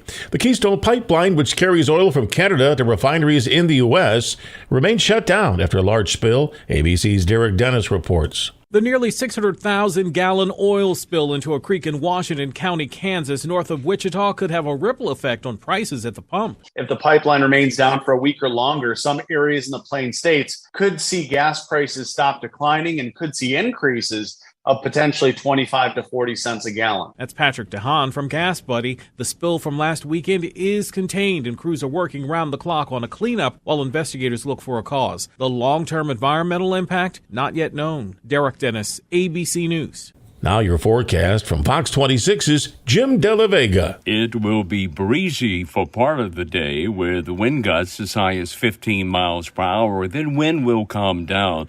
Mostly cloudy conditions are going to give way to sun, with a high today reaching the low 50s. For tonight, it's going to be mostly clear with a low at around 35 degrees. The winds will be calm. For KMJ, I'm Jim De La Vega from the Fox 26 Weather Center. With news on the hour, on the half, and when it breaks, and always streaming at KMJNow.com. I'm Jim Miller for News Talk 580, 105.9 KMJ. Thanks, Jim. In Dos Palos, southbound I-5 at Nice Avenue, right there at the off-ramp, they're still dealing with a hit-and-run non-injury accident. Then, in Kerman, West American Avenue at South Yuba, got a non-injury accident just being reported. And near Corscoll on Road 406 at Highway 41, a non-injury 2-vehicle accident. Next update, 447. I'm Greg Lane with KMJ Traffic. 'Tis the season to dash for $550,000 cash. Win your share of $42,000 weekly at drawings every Thursday and Friday. It's the Holiday Dash for Cash giveaway now through December 23rd. Only at Chukchansi Gold Resort and Casino. We all have that person who is hard to buy for. Well, Thomas & Tractor Company and Fireball is making it easy for you. Anything John Deere they have, from the John Deere compact utility tractors to a large showroom with parts, toys, hats, safes, boots, and apparel for the entire family. Come in today and see our full lineup of Ariat boots and clothing for all of your holiday shopping needs at Thomas & Tractor Company. Family owned and operated for over 55 years. Thomas & Tractor Company and Fireball, where superior service is standard equipment. Need office equipment and technology to move your business forward in today's quickly changing marketplace? Let the experts at locally owned California Business Machines show you how the IRS Section 179 tax code allows you to deduct the entire cost of Kyocera printers, copiers, and document management systems this year. And you'll save even more with a zero-down lease plan and color copies for as low as an incredible 3 cents per page. But the deadline for these savings is firm. December 31st, 2022. So, if a new copier, printer, and document management system makes sense for your business, call the Kyocera experts at California Business Machines, serving the Central Valley for 6 decades with offices in Fresno and Visalia. Hello, I'm Susie Santiano at California Business Machines. If you're interested in saving 100% on a Kyocera copier, give me a call at 225-5574 or visit us online at cbmsolution.com. Thank you. Meet the Kerr Companies. We are Kerr Wealth Management, Kerr Tax Advisors, Kerr Payroll, and Kerr Insurance. Collectively, we do it all under one umbrella. If you're a business owner or professional looking for straightforward business advice, investment solutions, payroll, or tax solutions, the Kerr Companies would love to meet with you to show you simple, straightforward solutions for complex problems. Call the Kerr Companies today at 559-277-4772 or online at thekerrcompanies.com. KerrCompanies.com. I know exactly how you feel. You're sitting there at the gas pump wondering, am I ever going to have a regular meal again? Because you're cutting out all the good food because you can't afford the gas, right? Wait until you see your next PG&E bill. No more meals out and no more hair because you're going to be pulling that out as well, too. Do what I did. Planet Solar. When you have a solar system put in by Planet Solar, you literally lock in your energy price forever. Don't you wish it could be that way at the gas pump? Sorry, but you can't do that there. But you can do it for your home with Planet Solar, and it all began for them right here in Central California. One of the things I really liked about these guys is their financing. Don't let the rate hike scare you away from going with Planet Solar. And they are really quick and good and efficient on installation, and they have become masters at putting together a complete solar package with a solar battery. So you've got the juice when PG&E says, no, you don't need it because we're trying to conserve to save the world. Click planetsolar.com. Do that. Call them at 228-9245. This report is sponsored by In-N-Out Burger. At In-N-Out, our hamburgers are made with the highest quality ingredients, made fresh and by hand, made with a smile, and made to order just for you. Teresi. Streaming live on Alexa, Google Home, and everything else. Philip Teresi on KMJ. Well, numbers here are 490-5858 and toll free 800-776-5858. Kind of bouncing around between stories here, and Darren checking in on the phones, talking about the report from GV Wire about Terry Sladek, former trustee for the Bullard area, now being investigated for a failure to report or a misreporting of a gift, or rather gifts, dinners paid for by Superintendent Bob Nelson personally. Darren, welcome back to KMJ, sir. Good afternoon. Hey, Philip. Yeah. Hey, so as a semi-regular listener, I've heard, Mr. Sladek on, all his trials and tribulations with the other members, the trustees and the board and all that. And I've sided with him probably more often than not, at least half. So I have nothing against the man. So I just want to ask this question because I always thought his troubles were because he's more of a hard ass than maybe the other trustees, which I don't have a problem with. Being a hard ass is different. I always thought it was more of him being a hard ass and not being unhonorable. So that's why I want to ask this question. I want to make sure I heard this right. So he goes to the place knowing it's paid by Mr. Nelson, goes to the bar early, rings up a bar tab, and tells the man to ring up tomahawk steaks rather than the bar, and then doesn't pay him himself, then does not pay that bill himself. Is that correct? That reflects the allegations as reported. Okay. Well, yeah, I don't know if that's not true, if that's true or not, because all this stuff has to do. That does not fit the personality. I'm from the periphery. That does not fit the personality of the man that I've heard on the radio. But if it does, that's a BS move, because you don't go to the bar early and not pay the bill yourself, number one, and then have him to ring up tomahawk steaks. In my opinion, unless he's drinking some really old scotch, a tomahawk steak costs more than drinks. So I don't understand the whole. That's why I'm really curious with you. The reporting is a little bit iffy to me, because I don't know why you would ring up 17 tomahawks. Aren't tomahawk steaks a lot more than a drink? So yeah. I mean, I would say if you were calling top shelf scotch, a tomahawk steak is probably good for 2 to 4 good scotches or a half dozen more pedestrian drinks. Yeah.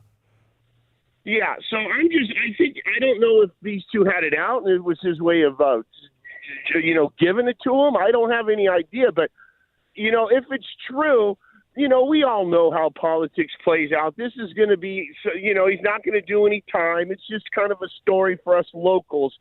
But I'll tell you, my perception of him will change dramatically because I always, like I said, I just thought he was a hard ass and couldn't get along with people. And, that's fine. I know a lot of people like that.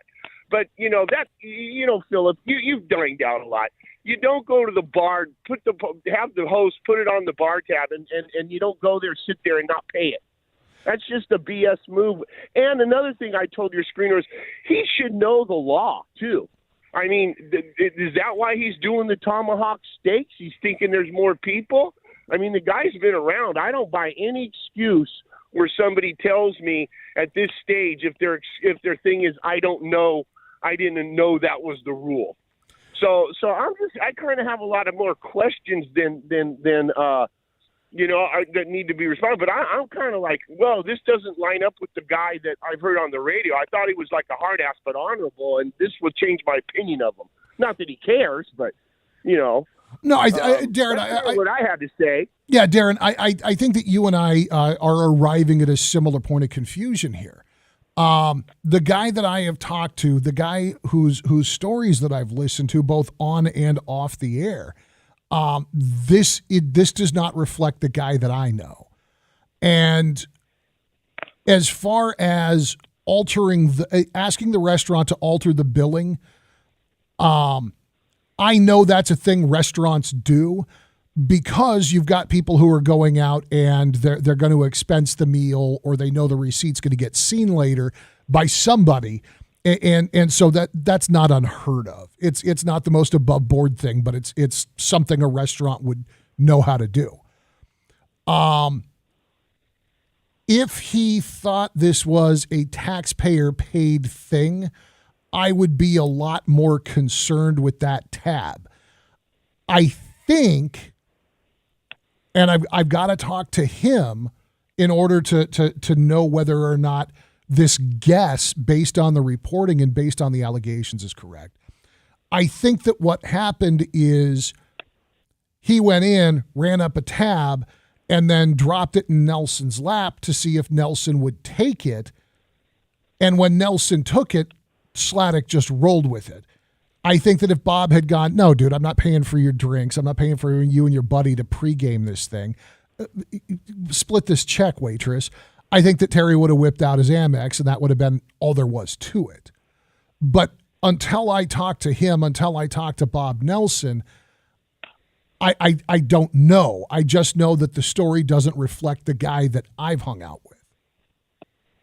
Yeah, well, that's kind of what I mean, like I said, I've never met the man. A Marine, I just think I can't say, it seems, from what I've heard of him on the radio, it seems a little out of character, but you know what? That's the way life is. You think you know I don't think I know him anyway, but you know what I mean. You it's not put it this way. I got worse words, but one time, you don't go show up early. I don't care who you are, and run up a tab and not pay it yourself and stick it to the guy. I don't care who you are. And so I was just kind of like, But anyway, Phil, I'll be listening to the follow up on this and maybe some explanations from both of them. It'd be kind of interesting to hear this. Yeah, Darren, I appreciate it. And yeah, I'm very curious to talk to everybody too. The fact that the investigation has gone as far as it has, and considering the amount of flack that the DA's public integrity unit takes for letting Republicans allegedly off the hook and then turning this over to the FPPC after a pretty thorough look by Victor Lai, I'm interested to get all sides. The story doesn't reflect the guy that I know, and so I'm confused. And that's why I reached out to him. It's why I reached out to Bob Nelson. And if it turns out that it was a little bit of hazing that just got out of hand, I know those two have had kind of a love-hate thing going on. That's a very different story than somebody who was lying because they were, trying to pull one over on people. But that's why I've got the invitations out. We're working on getting a contact for the FPPC. We're going to ask them to chime in on this, as well, as fruitless of an exercise as it may be with an ongoing investigation. And again, I do have requests in with both Bob Nelson and Terry Sladek to get their respective sides of the story. I'm going to talk to everybody separately. I'm not going to have folks on the air screaming at each other. I want to hear what everybody has to say, and we'll put the podcasts up so you guys can go back and listen to it and make up your own minds about what you're hearing and what your impressions of this may be. I don't want to try it in the court of public opinion so much as I want to inform the public about everybody's perspective on what exactly happened. But I agree with you. The story doesn't reflect the guy that I've hung out with. 490-5858 is the number, 800-776-5858. And we may get back to the FTX thing. Sam Bankman-Fried is now under arrest in the Bahamas. The Southern District of New York has issued a sealed indictment that at this point it looks like may be unsealed and publicly read either tomorrow or later on this week. Little surprising on the timing of that arrest because Bankman was scheduled to testify before the Congress tomorrow. And now he's sitting in jail in the Bahamas waiting for the extradition paperwork to get filed. We'll go through the breakdown of what happened there in just a minute. It's the Afternoon Drive at News Talk 580, 105.9 KMJ. If you missed any part of the show, don't forget there's a podcast waiting for you at kmjnow.com. You can also find it Apple Podcasts, Amazon Music, anywhere you like to listen. Just search for KMJ's Afternoon Drive.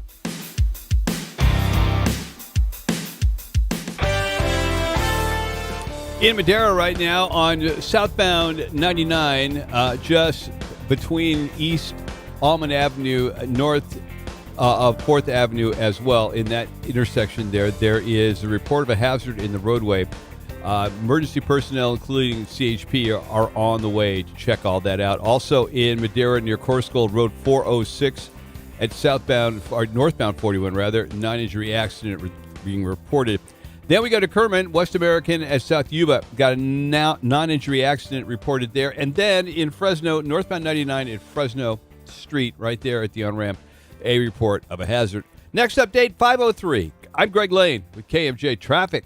Make the season bright with the $550,000 Holiday Dash for Cash giveaway. Come out on Friday, December 23rd for the grand finale to win your share of $90,000 cash. Only at Chukchansi Gold Resort and Casino. This holiday season, the best gift is the peace of mind you get from protecting yourself and your loved ones from COVID-19. There's an updated COVID-19 vaccine that helps protect against the newer variants. If you are older or have a chronic condition, you are at greater risk. If it's been more than 2 months since your last shot, or 3 months since you had COVID, you should get the shot. It's easy and free to you. Learn more at covidvaccineproject.org. That's covidvaccineproject.org. The story of the nurse and the foot pain that nearly brought him down. I feel like I'm giving people their lives back. Robert lived to take care of his patients, but he couldn't do it unless he took care of his foot pain. I have plantar fasciitis. It'll almost put you on your knees. That's how much it hurts. His own recovery started when he got fitted for arch supports at the Good Feet store. Now that I'm pain free, I can make these people feel better. Can't beat that. Stop by or schedule your free fitting at goodfeet.com. Step into your Good Feet store in Fresno, Merced, and Visalia. This is too cool. I am so impressed. Not only is Lou Rodman's Patio Barstool and Amish Emporium brand new in a brand new location, the store is filled to the max with a lot of new product. For example, if you happen to be a doctor, an attorney, and you've been wanting that desk, an Amish handcrafted desk, you pick the stain, you pick the wood, you pick it all that says a big statement about you, he's got them. Wait until you see these desks. And since the advent of the internet, people don't buy a lot of bookcases anymore. They don't use books. But have you tried to find a bookcase lately? Same deal. The Amish have come out with these beautiful bookcases. He's got them right there in the main entrance. You got to see this stuff. Brand new bedroom sets, brand new outdoor furniture, and finally, a giant selection of outdoor bar stools. Lou Rodman's outstanding Patio Barstool and Amish Emporium. The best news, year-end clearance sale is now. Across the street from Lowe's, right next to Fashion Furniture. You've got to see this place. It's a new day because COVID vaccines just got a big update. So all the big stuff coming up this fall? Well, now you can say, you bet I'll be there. Because updated COVID vaccines protect against both the original COVID virus and Omicron. And everyone 5 and older can get one. So this is a moment we've all been waiting for. Find updated COVID vaccines at vaccines.gov. We can do this. Paid for by the U.S. Department of Health and Human Services. Welcome to another game of Solar Squabble. Here playing for a brand new system from Solar for You are Leo, his wife Viv, and their daughter Chloe. Clarks, how are you? Actually, I have some questions about the tree shade at our house. And I'm just generally confused why we need to go through all of this. A smoke machine? Cool! Getting great solar shouldn't be like trying to win a game show. You deserve a partner who will do what's right for you. Call Energy Concepts, the highest rated SunPower elite dealer in the Valley. Now that's a power move. Welcome back to Solar Squabble. Leo here is about to name a community that Solar for You's experts are from. So, Leo? Fresno. Not likely. How about Clovis? Nope. Top answer on the board is outsourced from wherever. Well, that's unfortunate because the best work comes right from the people in our own communities, like at Energy Concepts. We've been here over 30 years and are the highest rated SunPower elite dealer in the Valley. Staying local? Now that's a power move. Congratulations to KMJ's Morning News with Christopher Gabriel and Matt Ottstadt on winning the Business Journal's Award for Best Morning Show for a 6th consecutive year.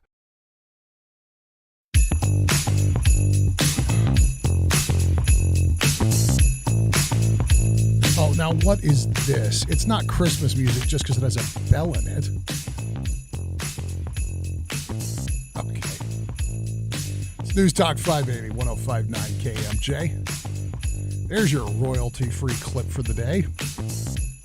Phones open at 490-5858 or 800-776-5858. So FTX founder Sam Bankman-Fried under arrest in the Bahamas.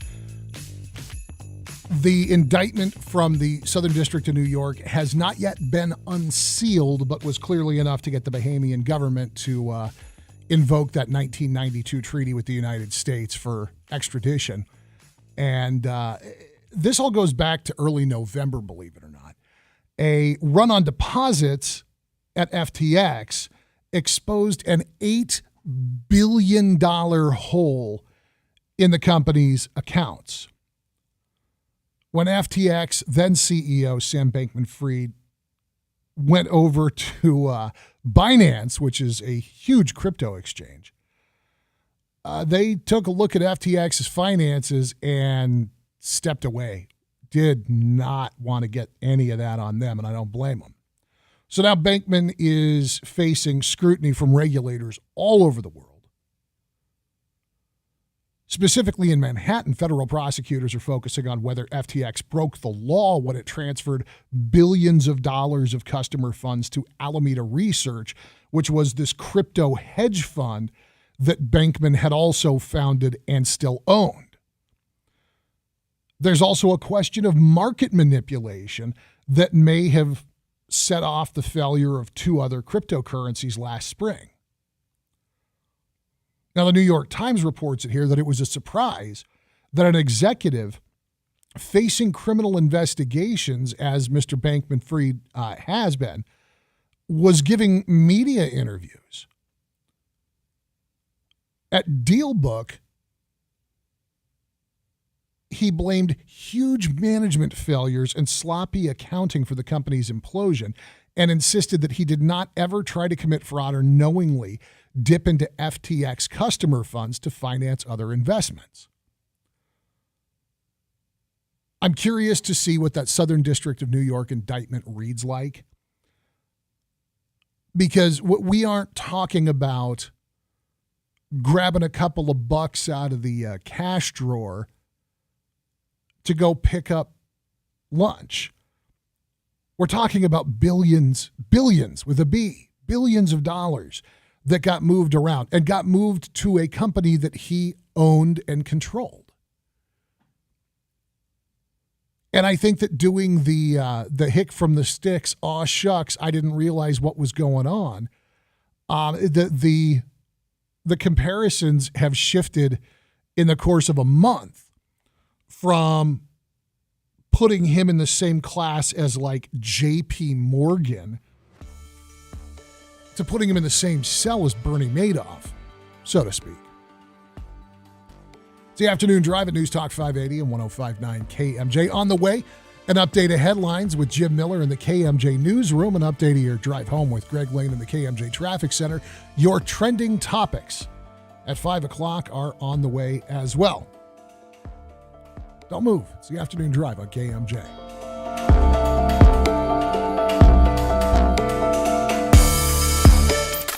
Missed part of the show? Get the Afternoon Drive podcast at kmjnow.com or by searching KMJ's Afternoon Drive in TuneIn Radio or Google Podcasts. You wash your hands, you brush your teeth, but what about the nose? How do you clean your nose? With Navage. Navage uses powered suction to pull saline in one nostril, around the back of the nose, and out the other nostril, flushing out allergens, mucus, and germs. And it's why cleaning your nose, the body's air filter, is the next evolution in daily personal hygiene. People try Navage for lots of reasons. Sinusitis, colds, allergies, snoring, things that make it hard to breathe through your nose. But over time, they find that cleaning their nose makes them feel better, a lot better. Over 3 million Navage users have written more than 100,000 reviews, averaging 4.7 stars, saying, "Best product I've ever used," and "Amazing, I love my Navage." Navage helps you breathe better, sleep deeper, and snore less, but the biggest payoff is improved health. Navage is good personal hygiene and can help you stay healthier. At Walmart, Walgreens, CVS, Rite Aid, Target, and online. Navage, N-A-V-A-G-E. Clean nose, healthy life.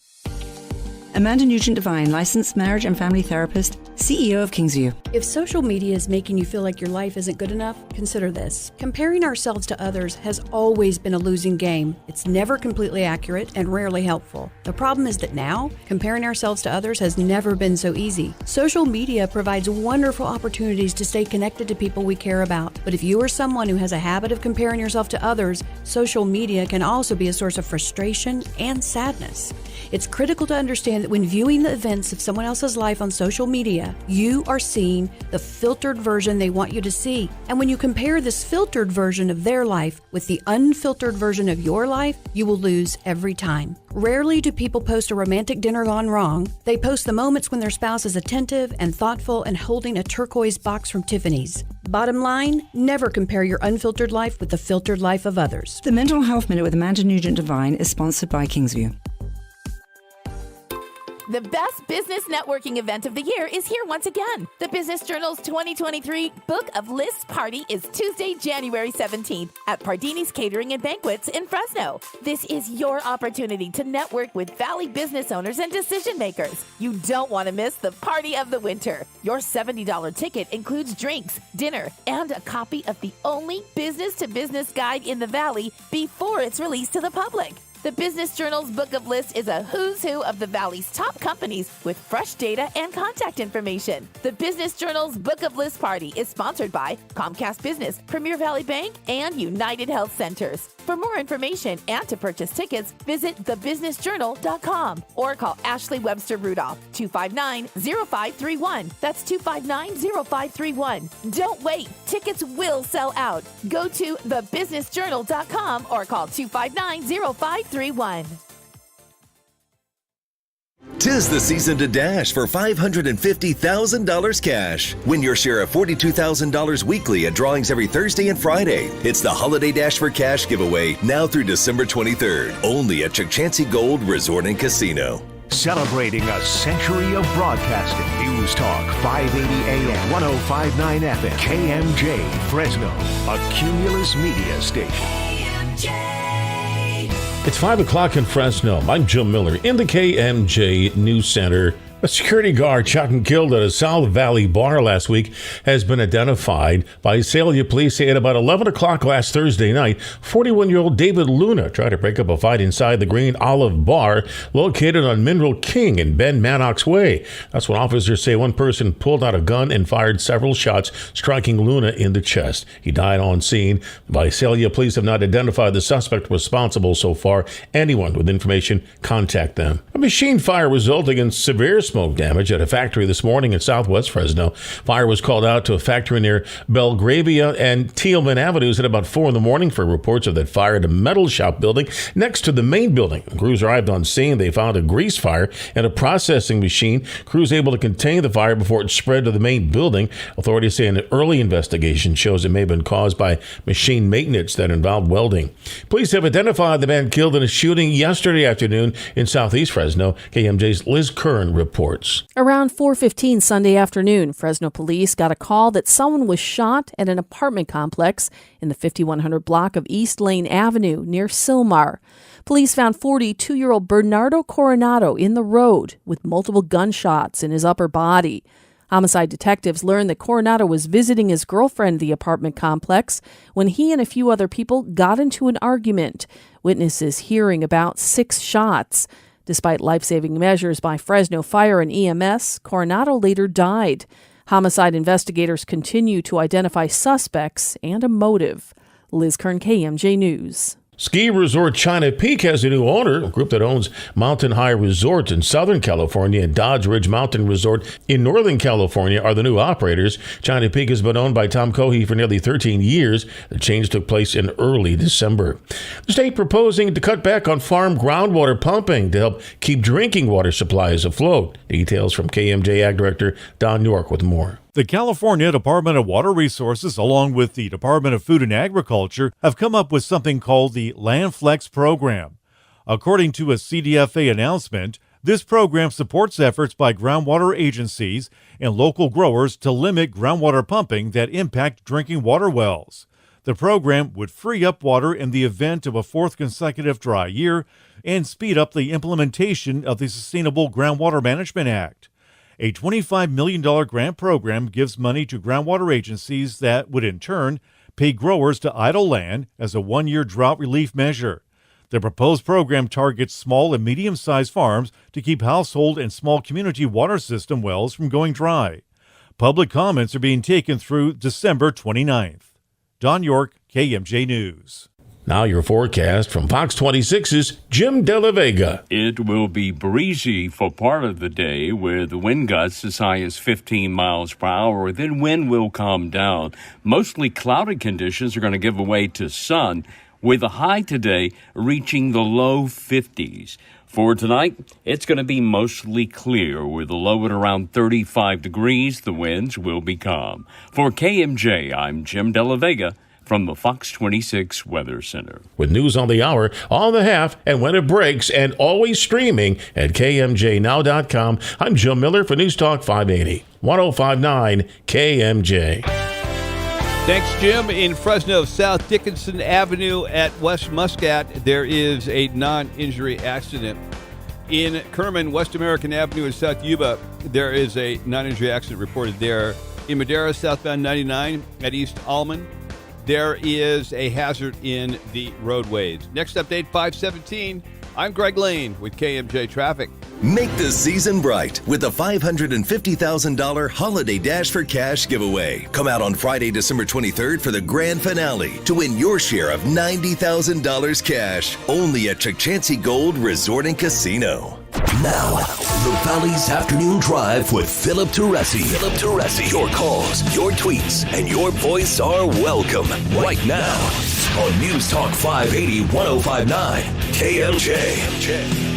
5:05 at News Talk 580 and 105.9 KMJ. Good afternoon and welcome to hour number 4 of the Monday installment of your afternoon drive. Phone numbers remain 490-5858 and toll free 800-776-5858. Find the show on social media at Drive KMJ and find it on YouTube, Facebook Live, and Twitch.tv, also at Drive KMJ. Joshua Weekly is standing by to screen your calls this afternoon as we bring you your trending topics at 5 o'clock. 7th and 8th grade students from Kasner Intermediate School were prohibited by their principal and area superintendent from attending a children's musical Theater Works production of Oliver because of concerns about violence, alcohol use, and thievery. One staff member said that the audience felt strange the day before, and Joseph Abels, the founder of Children's Musical Theater Works, had produced Oliver at Clovis North High School 10 years ago with full approval of the administration. Scientists at Lawrence Livermore National Laboratory may have achieved a remarkable new high point for fusion reactions, finally generating more energy than was pumped in during a recent experiment. Fusion is the reaction that powers our sun, and it works by smashing atoms together. In short, if we can harness fusion power, it would revolutionize energy, allowing us to generate clean power without pumping greenhouse gases into the atmosphere. A major announcement is scheduled to take place at the Lawrence Livermore National Laboratories tomorrow. It's expected to be live streamed by the Department of Energy at approximately 7 a.m. The police in Los Angeles received reports of a large fight breaking out at a Christmas tree lighting event in Lincoln Heights on Friday night. A video shared by onlookers shows Los Angeles City Council member Kevin De Leon wrestling with a man in a hallway during the event. In a statement Saturday, Councilmember De Leon said so-called activist Jason Reedy and his accomplices yelled obscenities and disrupted the tree lighting ceremony and toy giveaway before obstructing De Leon's effort to depart and initiating the fight. Former Fresno Unified School District trustee Terry Sladek is under investigation by the Fair Political Practices Committee for failing to report a dinner tab paid for by Superintendent Bob Nelson. Sladek allegedly arrived at the restaurant early with an unnamed +1 and ordered several alcoholic drinks. It is then alleged that Sladek asked the server to ring them up as tomahawk steaks. When presented the bill, Nelson questioned the addition of 17 tomahawk steaks, quote, none of which had actually been ordered and consumed. According to an investigative report, Nelson asked Sladek about it at a subsequent meeting, and Sladek said he did not want alcohol to appear on a bill for a so-called public dinner. And FTX founder and former CEO Sam Bankman-Fried has been arrested in the Bahamas after the delivery of a sealed indictment from prosecutors in the Southern District of New York. Those are your trending topics at 5 o'clock for those stories and a lot more. You can get the podcast with Apple Podcasts, Amazon Music, Stitcher, Spotify, anywhere you want to listen. Search for KMJ's Afternoon Drive or head over to kmjnow.com. Hit the podcast tab. Not only will you find me, but you'll find all kinds of great stuff from the rest of the KMJ team. Today for radio, kind of a big anniversary. Today is the anniversary of Guglielmo Marconi's first radio transmission across the Atlantic. The message was brief.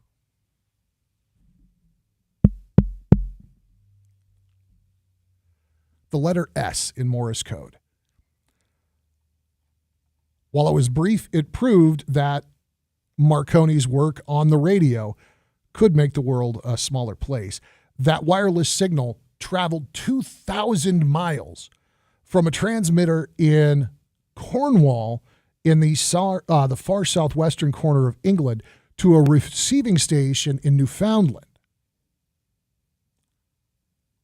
The Pioneer Institute says, today, our world of smartphones and Bluetooth and Wi-Fi and satellite and radio and GPS and wireless computer networking was all imagined by and based on Marconi's experiments. They say, of course, he was the first person to systematically use radio waves to communicate over long distances, develop wireless telegraphy, and is considered the father of radio.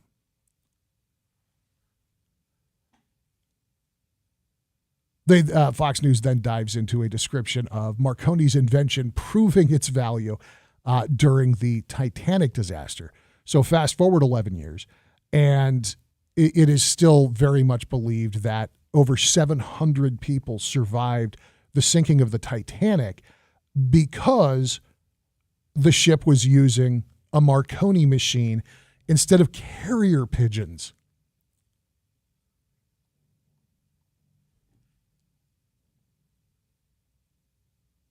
Just a cool little piece of history.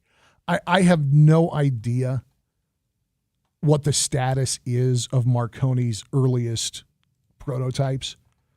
I'm sure that some of them have to be preserved in museums. As I understand it, the Marconi machine on board the Titanic has been found. I don't believe that it's been brought to the surface. There's some really specific laws about disturbing a site like Titanic and recovering or salvaging off that site. But even back then, they knew something was happening. Marconi earned the 1909 Nobel Prize in Physics, sharing the honor with Ferdinand Braun, who was a German radio pioneer. That's kind of a cool thing. Today's the day. Saturday, there was an event that generated mixed reactions. And you may have heard about it. There was a drag show at Our Savior's Lutheran Church here in Fresno. This is the second year that Our Savior's Lutheran Church has hosted an event like this, and they describe it as a family-friendly drag show.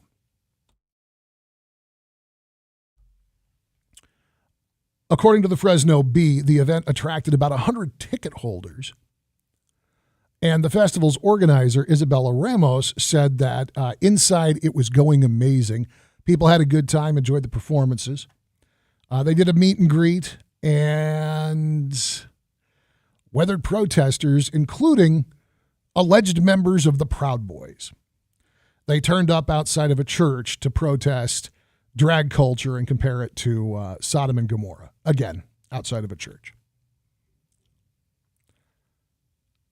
The reporting here says that while the confrontation was at times loud and boisterous, there were police on hand to monitor the situation, so it never devolved into physical altercations. I love that one of the pictures of the protesters outside of the church is a man with a Gadsden flag, a boonie hat, dark sunglasses, trying his best to cover the lens of the camera photographing him. It's an interesting thing to me. While I don't care, I don't care what people do in their private lives. I just am unfazed. I had no intention of having anything to do with it, because why would I go to a family drag show while my family's off taking care of school stuff? It'd be weird, wouldn't it? And if I'm going to go to a drag show, I want to go to a bottomless mimosa thing at Oscars down in Palm Springs. I want to do it right. I want rude, loud, ridiculous, chain-smoking drag queens that act the way you expect them to act.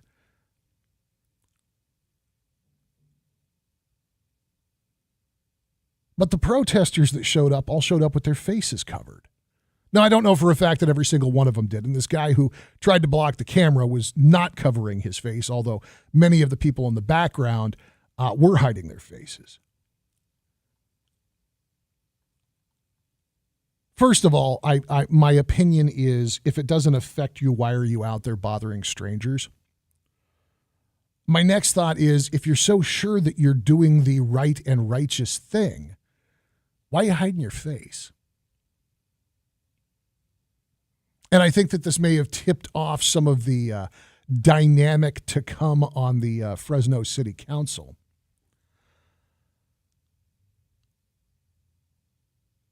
You guys may have caught wind of Fresno City Councilman Gary Bredefeld doing the media circuit complaining about this event. He had a few posts on social media, and I believe that he popped on the radio to decry it as horrible and perverse and corrupting children and a groomer event and all of those things. Enter City Council member-elect Annalisa Perea, who ended up relaying her concerns to the chief of the Fresno Police Department about possible threats to the gay community in connection with the event. Now, Perea said that Chief Balderrama told her a safety plan is in place for this noon to 4 p.m. event at, again, Our Savior's Lutheran Church. Perea told USpark, quote, "I have zero tolerance for those that inflict any level of harm upon any segment of our community, and I have full confidence that our police department will execute their duties and responsibly protect those in attendance accordingly."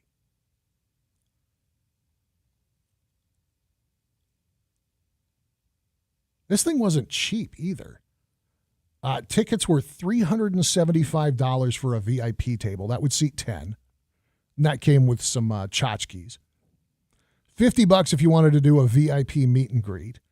$35 just to attend, and $10 for the wee ones.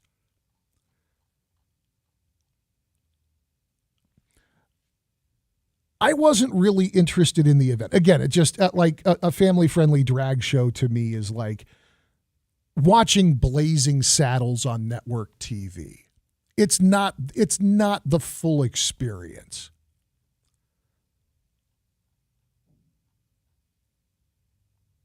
I'm curious how many of the people who showed up to protest it have ever been to a drag show. I mean, a real drag show, not a family-friendly one.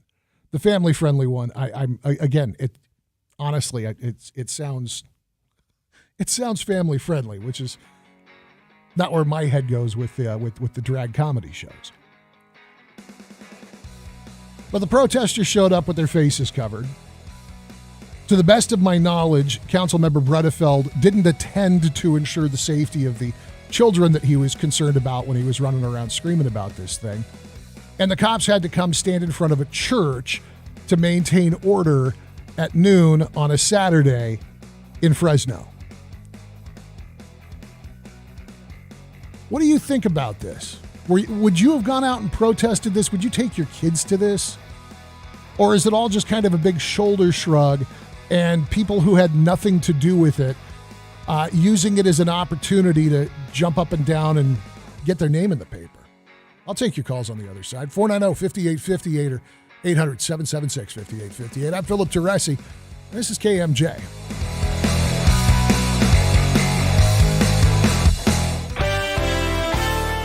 Right now in Fresno, slow-moving traffic in both directions on north and southbound 41. Also, from the 180 to northbound 99, some stop-and-go traffic there. South Dickinson Avenue at West Muscat, there's a non-injury accident. Another non-injury on West American Avenue at South Yorba. Next update happens at 5:33. I'm Greg Lane with KMJ Traffic. This hour of KMJ's Afternoon Drive is brought to you by A&E Pressure Washers. Sales and service for anything and everything on your wash pad. Looking for a new dining and beverage experience? Come check out Genesis Bistro at the northeast corner of Cedar and Nice in Fresno, where the chef's cuisine along with our mixologist's full cocktail and wine bar are getting people talking. Open for lunch and dinner, make your next meal with friends or family at Genesis Bistro, a one-of-a-kind experience. Also a great place to host a special event or celebration meal. To reserve an event, call 559-314-8284. Are you a talented hairstylist looking for a change? Check out 8028 Salon at Cedar and Nice, where we have open stations available and a move-in special. 8028 Salon offers a unique location and atmosphere for you and your clients. Elegantly located next to Genesis Bistro, your clients will have full options to enjoy food and drinks during service. 8028 Salon only has a few open stations left. Give your talents as a stylist the location you deserve at 8028 Salon. Inquire today at the location, northeast corner of Cedar and Nice in Fresno. Hello, I'm Mary Jo Jacobson, CEO at San Joaquin Valley Rehabilitation Hospital. The holiday season has a way of reminding us what is truly important: our family, friends, our health, and well-being. At San Joaquin Valley Rehabilitation Hospital, our goal is to help patients achieve the highest level of independence following a life-changing illness or injury. We're grateful to have been able to provide services for patients suffering from a variety of medical issues, such as stroke, spinal cord injury, amputations, orthopedic, or other medically complex conditions. To join us for a meaningful career, reach out to sjvrehab.com. That's sjvrehab.com. As the year draws to an end, we're reflecting back on the many patients we've helped to regain their independence. We look forward to helping many more in the coming years. From the staff here at San Joaquin Valley Rehabilitation Hospital, we want to wish everyone a safe and happy holiday season. Thank you. You've given chocolates, you've given wine, so why not give a totally unique gift this year? Give the gift of award-winning Bari olive oil this Christmas. Extra virgin olive oil, flavor-infused oils, gourmet foods, gift baskets. There's tons to choose from at Bari's Gift Shop. Bari Olive Oil Company's gift shop and tasting room is open Monday through Friday, 9 till 4:30, and Saturdays from 9 till 3. Find them online at barioliveoil.com or call 595-9260 for more info. Are you like me? You like to play around with your truck or your Jeep? Whether that vehicle is just a toy or maybe it's your office, it's your work. That's how you make your living because of your truck. Every single need you have with that vehicle is met by the Noble Brothers Truck Accessory Center. Yeah, me, Ray Appleton. I'm talking about this great company that I have been involved with for a couple of decades now. I couldn't even begin to tell you how many different dealerships here in Central California have used the Noble Brothers for years to finish their trucks. But you want to finish that after purchase build out? Your partner on that one has to be the Noble Brothers Truck Accessory Centers. Two of them, one out in Sunnyside, the other at Blackstone and Sierra. Hey, you got a fifth wheel? You need the Noble Brothers. They have gooseneck hitches, and yes, they have B&W. You need a bed liner? A ladder rack? You have a Jeep Wrangler like me. You want to lift it, big tires, wheels, all kinds of lights. For 42 years, it's the Noble Brothers Truck Accessory Centers. Do you have a pet with a medical need? Call Caring for Creatures Veterinary Hospital at 559-997-1121 or visit kkvetservices.com. Caring for Creatures Veterinary Hospital was voted Best Vet Hospital in Kings County 2022. We see all species, from small domestic animals to exotics. If your pet has fur, feathers, or scales, we care for them all. Call today, 559-997-1121. Teresi takes your calls at 490-5858. You're next on KMJ.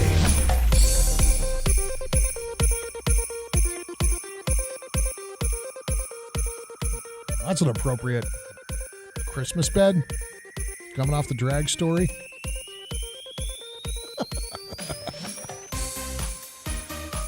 It's 5:23 on your afternoon drive at News Talk 580 1059 KMJ. Phones are open at 490-5858 or 800-776-5858. We've been following the Twitter files, and I believe installment 4 is now online at Twitter if you care to go through and read it. The process by which they ultimately decided to ban former President Donald Trump's personal account begins to unfold in this fourth installment. And it gives a picture less of a pre-existing preparation to ban Donald Trump specifically. And in my opinion, it really comes down to a platform that had been intended to be kind of a soapbox for all, panicking in the wake of the January 6 riots and arguably prematurely assigning responsibility to the former president, but certainly identifying a concern with the content that he was putting out. I leave it to you to go through and read the Twitter files thread. I'll share the link on social media at Drive KMJ so you can find it. I really am on the fence on this because there absolutely is a progressive tilt to the management of Twitter, or there was. Certainly at that time there was. There was also a almost impossible to anticipate event going on that terrified these people, and reasonably so. You had a riot in the United States Capitol. You had people walking the halls chanting "Hang Mike Pence" and screaming for Nancy Pelosi's head. You had a guy walking around the United States Capitol waving a rebel battle flag. And they panicked. They knee-jerked. The Twitter files are going to continue to unspool on Twitter. I know that there's a lot of enthusiasm. It's, we got him, we knew it. They were shadow batting. Yeah, well, yeah, clearly they were. They had different names for it, but it's what they were doing. That there was a conspiracy, a collusion with the Democrat Party or any segment of the government in power to reduce or eliminate First Amendment rights. I still have to raise my eyebrow at it. Twitter was never a guardian of the First Amendment. I know that was the ideal they put forward. The total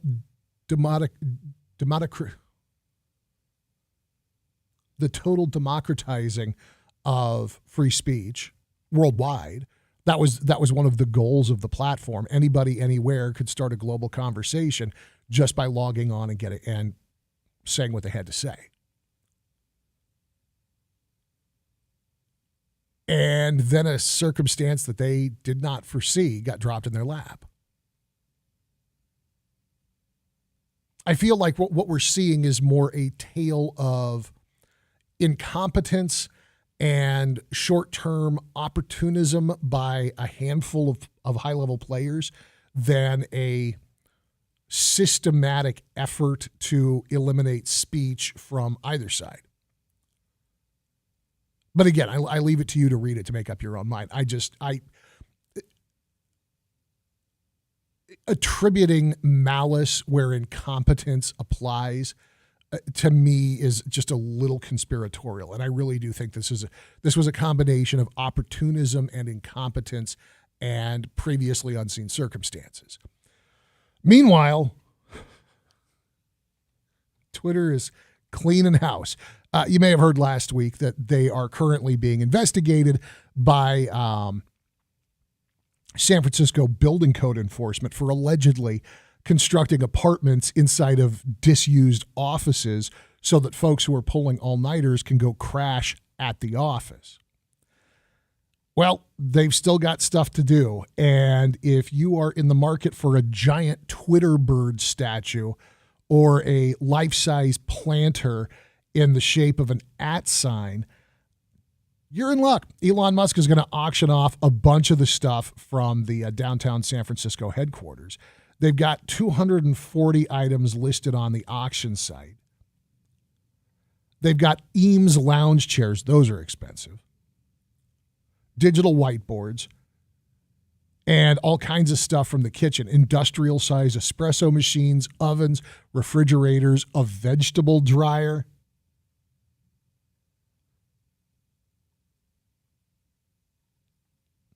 I'm torn between, yeah, okay, cool. If you're really into it, there's a neat opportunity here. If you're not really into it, this is kind of weird, kind of sad. So they've got this Twitter bird statue going for $25. A Fender Pro Rock the Bike recharge station. Opening bid on that is going to be $25. Those Eames chairs, some of these things, if you can find them retail, they go for hundreds of dollars. Those are going at $25 and $50 for opening bids. All kinds of lounge chairs, the espresso machines that we talked about, just about anything that you could think of. If you were trying to set up a restaurant, you'd be in great shape. You've got a mat, like a rotisserie like you'd get at Costco, something that could handle dozens of chickens at a time. That's up on the website for auction. What is the opening bid on that? Yeah, the opening bid's $25. He's just clearing out the office and picking up a little scratch. Anyways, I'm going to post the link up so you can go take a look at this. If you're a business owner and you're wanting to establish some upgraded amenities for your team, there might be an opportunity to get some stuff really cheap here, although I wouldn't be surprised if you start seeing those bids go to the moon once it opens up, especially in San Francisco. It's an interesting thing, though. I don't recall any other corporate office at this profile doing a public auction like this. I mean, certainly you clean out, you renovate, you update. All of that's a thing that corporate office, especially in the tech sector, some of the crazy amenities that they offer for employees. I've never seen it presented like this. Go check it out. Let me know. Are you worried for Twitter that they're selling off the furniture, or is this just Elon Musk cleaning house and making a buck in the process? KMJ News now. It's 5:30 in Fresno. I'm Joe Miller in the KMJ News Center. Well, feeling sick and might call into work? Well, don't worry, you're not the only one. According to a recent survey by one poll, those who fall within the Gen Z and Millennial category more likely to use a sick day when compared to Boomers and Gen X. When asked, 36% of Gen Z participants said they'd call into work when not feeling well, and that percentage jumps to 45% for Millennials. As for Boomers and Gen X, on the other hand, the survey show they are more likely to power through an illness while at work. That percentage, according to the survey, 30% for Boomers, 47% for Gen X. U.S. Air Force says it has successfully tested a hypersonic missile strapped with a warhead. ABC's Alex Stone reports from California. Flying 5 times the speed of sound, the Air Force says it has successfully tested a prototype hypersonic missile off the coast of Southern California. It was launched from a bomber and hit a target. It's the first test of the full missile with an attached warhead. With the attachment, it was still able to go hypersonic. While a huge accomplishment, the U.S. has been playing catch-up to hypersonic technology being developed by Russia and China. Alex Stone, ABC News, Los Angeles. Now your forecast from Fox 26's Jim De La Vega. It will be breezy for part of the day with wind gusts as high as 15 miles per hour. Then wind will calm down.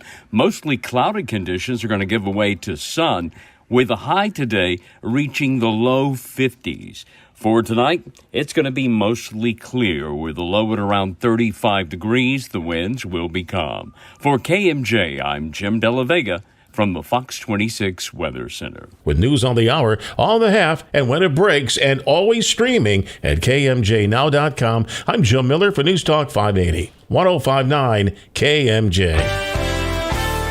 Thank you, Jim. On eastbound 168 at McKinley at the off-ramp there, we got a hit-and-run non-injury accident. Also, South Dickerson Avenue at West Muscat, they're cleaning up there from a non-injury accident. Then to Porterville we go with State Route 65 at North Grand, a non-injury accident.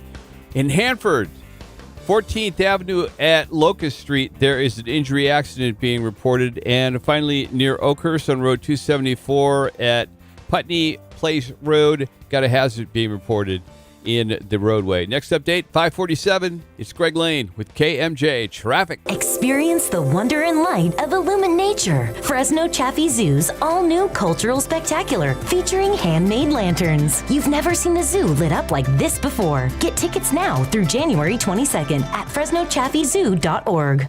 Inflation goes up. Do you feel like you need to refinance your car to fill up the gas tank? What if 2 years ago someone offered to sell you a lifetime supply of gas at $2.75 a gallon, but you told them no? Today, you would be kicking yourself. Right now, Planet Solar has that same offer for you on your electric bill. As inflation goes up, so does your utility bill. Lock in your energy prices today with a new Planet Solar system. Planet Solar is locally owned and operated in Clovis. They're big enough to offer you all the best brands and in-house financing, but small enough to give you the personal service you deserve. Call Planet Solar to find out how to lock in your electricity costs today. You'll be glad you did. Call them at 559-228-9245 or find them on the web at planetsolar.com. That's 228-9245 or planetsolar.com. License number 938313. Attention! If you owe money to the IRS, this is an urgent message. The IRS is cracking down by sending out heart-stopping letters, aggressively garnishing paychecks, seizing bank accounts, and putting liens on homes and businesses. They call it enforced compliance, and you better watch out because penalties and interest on unpaid taxes compound daily, making it seem impossible to ever get out of debt. Don't let the tax debt destroy your life. You need to call Optima Tax Relief, the #1 tax resolution Resolution Firm. They're experts in the Fresh Start Initiative, one of the biggest breaks that the IRS has ever offered. If you qualify, you could save thousands. Optima's resolved over $1 billion of tax debt for their clients. A-plus rated with the Better Business Bureau, they'll fight to get you the best deal possible. Call Optima now for a free consultation. Call 800-932-4177. 800-932-4177. 800-932-4177. Optima Tax Relief.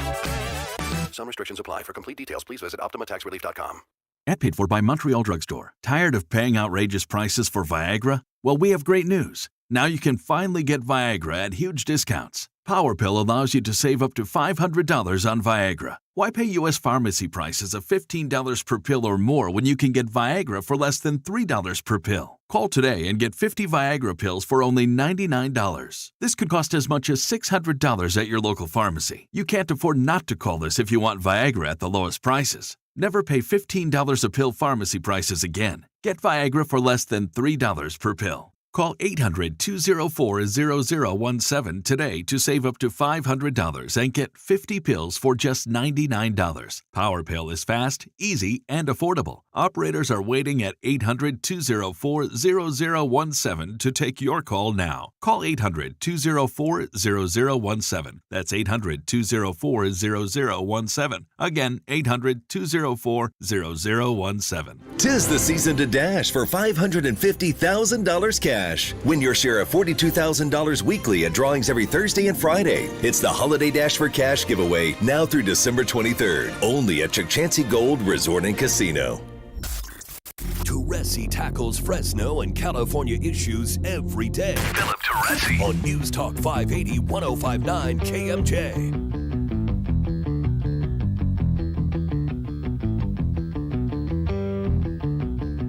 All through the 5 o'clock hour. It's News Talk 580, 1059 KMJ. I'm Philip Teresi. If you missed any part of the show, head over to KMJNow.com, hit the podcast tab. And if you want to be a part of the Afternoon Drive Christmas card exchange, it's really easy. Send us a Christmas card. We'll send one back. The address is 1071 West Shaw Avenue, Fresno 93711. Don't wait. There is a limited supply. We're in pretty good shape right now, though. If you get on it, you get a Christmas card to us here this week. I'm almost positive we're going to be able to accommodate you. But the Afternoon Drive Christmas card exchange is back. If you're looking for details, if you want that address, head to drivekmj.com. It's right up on the main page. And I look forward to seeing what you guys got this year. We've already had a few come in. I'm excited. 34 years ago, Pan Am Flight 103 exploded over Lockerbie, Scotland. 270 people died. I think there was a dozen people who died on the ground from falling debris. It's been 34 years. Now, the Libyan intelligence officer accused of building the bomb is in United States custody. Abu Aguila Masood is going to face criminal charges for his suspected role in what was the deadliest terror attack on British soil and among one of the largest terror attacks involving Americans. The United States has charged Masood with having built the device that was used to blow up that Boeing 747. That was 38 minutes after it took off from Heathrow on its way to JFK International. Among those killed, 35 Syracuse University students who were coming home for the holidays after spending a semester studying abroad. The Department of Justice says the United States has taken custody of alleged Pan Am Flight 103 bomb maker Abu Aguila Mohammed Masood. He was booked into the Alexandria Adult Detention Center Sunday night. Right now, it's not clear exactly when he's going to appear in court. But his initial appearance will be in the U.S. District Court for the District of Columbia, according to the DOJ. Quote, the families of those killed in the Lockerbie bombing have been told that the suspect is in U.S. custody. Scottish prosecutors and police, working with the U.K. government and U.S. colleagues, will continue to pursue this investigation with the sole aim of bringing those who acted along with Al-Maghari to justice. This was referring to the operative who was convicted for his role. Here's a hell of a story. Stephanie Bernstein, whose husband Michael was among those killed in the bombing, learned that Masood was in U.S. custody in a phone call that came from the feds before dawn on Sunday. Stephanie said, quote, "It's unbelievable. When I first learned about it, I thought I was dreaming. This would not have happened without the top levels of government and their commitment to bringing this individual to justice."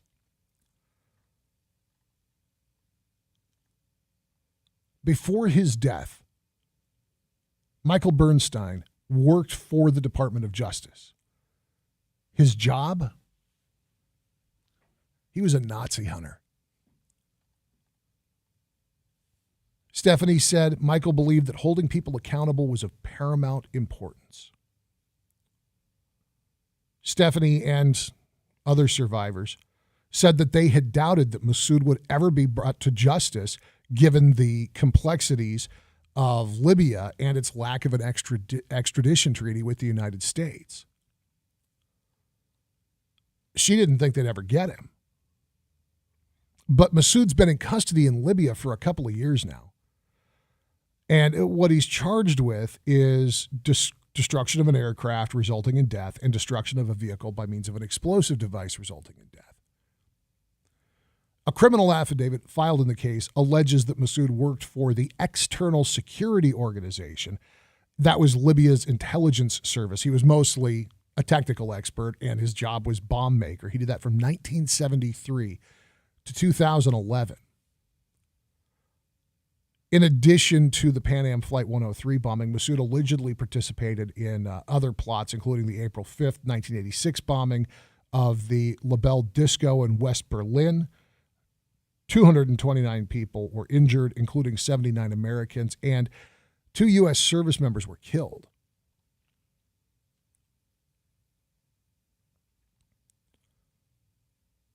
The allegation says that under instructions from 2 alleged Libyan intelligence operatives,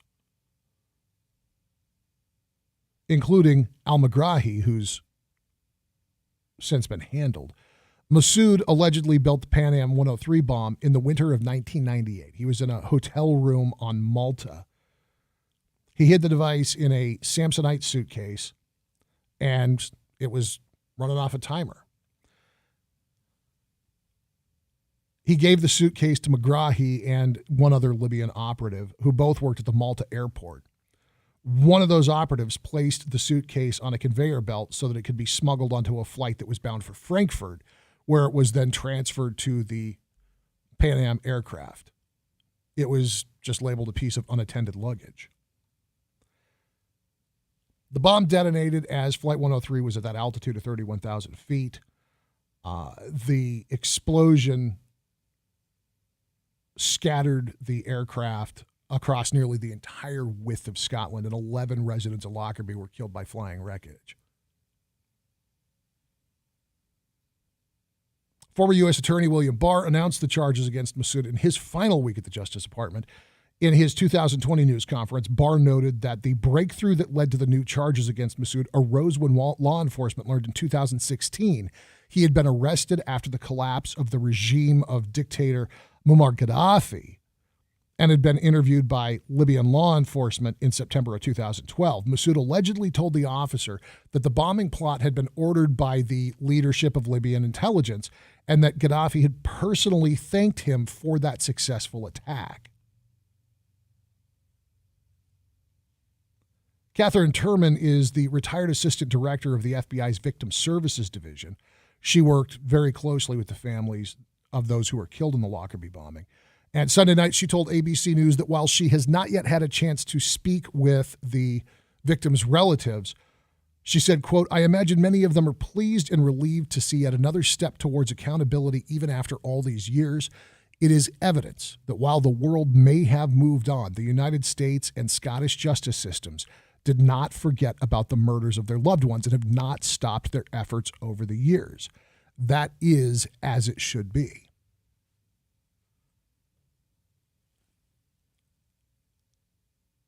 I think it's the Bernstein story.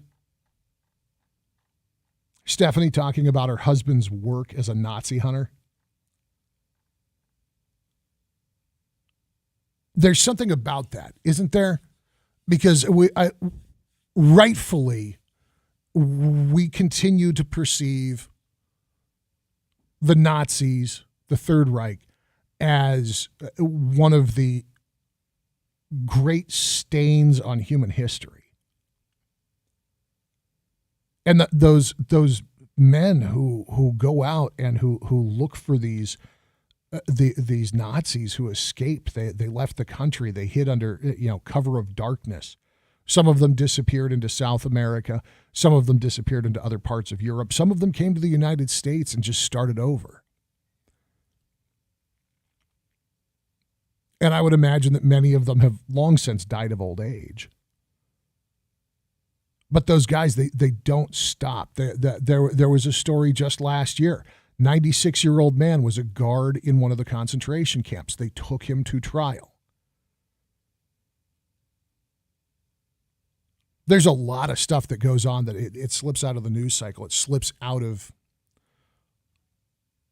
our consciousness.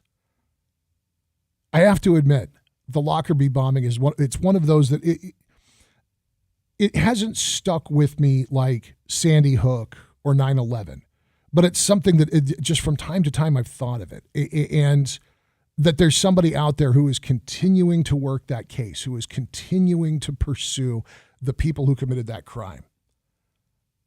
It speaks volumes about the commitment of Western civilization to remain civilized and to hold people accountable.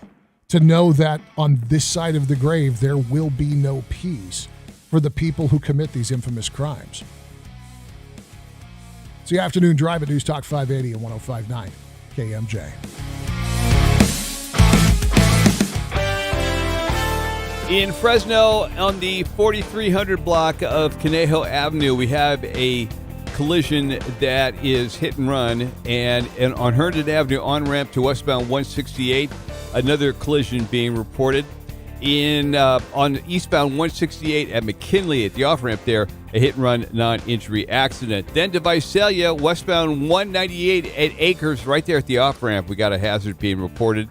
And then on Road 160 south of Avenue 332, this also is in Visalia, hit-and-run non-injury accident. One other little problem, and that is on northbound 41 at State Route 145, a hazard in the roadway. I'm Greg Lane with KMJ Traffic. Make the season bright with the $550,000 Holiday Dash for Cash giveaway. Come out on Friday, December 23rd for the grand finale to win your share of $90,000 cash. Only at Chukchansi Gold Resort and Casino. Custom, handmade, quality furniture. Made to order and delivered in 6 to 8 weeks. Sounds good, right? This is Christina Musan. Does the name Palliser ring a bell? It's a 78-year-old family-owned business, and it's at the Design Studio by Furniture City. From sofas, sectionals, chairs, and ottomans to bedroom sets, Palliser has pieces for every room in your home. Customers are obsessed. Why? With more than 300 fabrics and top-grain leathers to choose from, and on hand at the Design Studio by Furniture City, you get to make every piece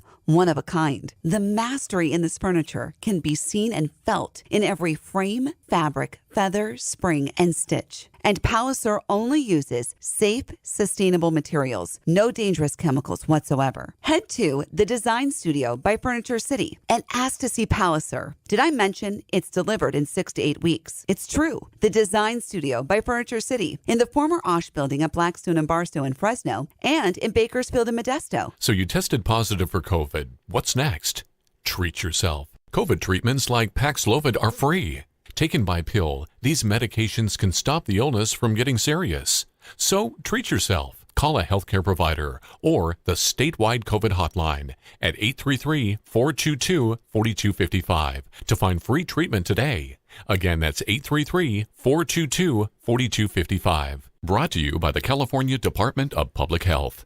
Cumulus Radio in Fresno is looking to hire an account executive to represent our radio brands and digital platforms. If you have a background in marketing and advertising and have a passion for helping local businesses grow their footprint in our market, we may be a good fit for you. You will work directly with local clients and help diversify their marketing initiatives across various organized platforms. The ideal candidate will be creative, social media savvy, progressive digital mentality, and fun to work with. Please send your resume to General Sales Manager Melissa Del Carlo at melissa.delcarlo@cumulus.com. Cumulus Media is an equal opportunity employer. At Total Wine & More, save big on what you love this December with hundreds of deals. Get up to 35% off over 200 different wines and spirits, including Cabernet, sparkling wine, single barrel bourbon, and so much more. These savings are huge, and even better, they're on top of prices that are already the lowest in town. Deals this good don't last long, so visit Total Wine & More to find yours. Love what you find at the lowest price, only at Total Wine & More. Drink responsibly, B21.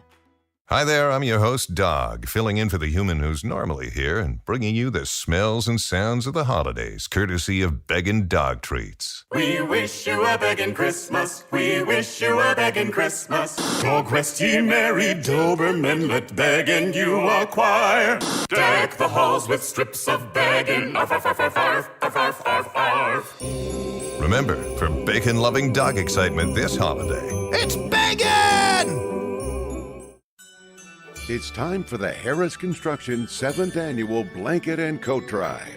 Warm someone's heart this winter by collecting new or gently used coats and blankets for men, women, and children. Deliver your donation to any Harris Construction job site or to the office near Peach and McKinley by December 15th. Items will be distributed free of charge by Catholic Charities. From everyone at Harris Construction, thank you for your support of local families in need. Is it new or isn't it? It's hard to tell when you drive a certified pre-owned Mercedes-Benz from Mercedes-Benz of Fresno. And that's not the only surprise, an affordable price. Every certified pre-owned Mercedes-Benz comes with a 125-point inspection by certified Mercedes-Benz technicians and an unlimited mileage warranty. That's safety and more safety. See how affordable like new can be at Mercedes-Benz of Fresno, Palm, and Herndon. See store for details. Catch Fox News star Steve Hilton on The Ray Appleton Show every Tuesday exclusively on KMJ and streaming at KMJNow.com. Everything that happens in Fresno's got to run the gauntlet at KMJ. It is such a blessing for you all to have what you have. It's been 100 years of communicating with your community. There's nothing like that for 1,000 miles. And so ends our broadcast day.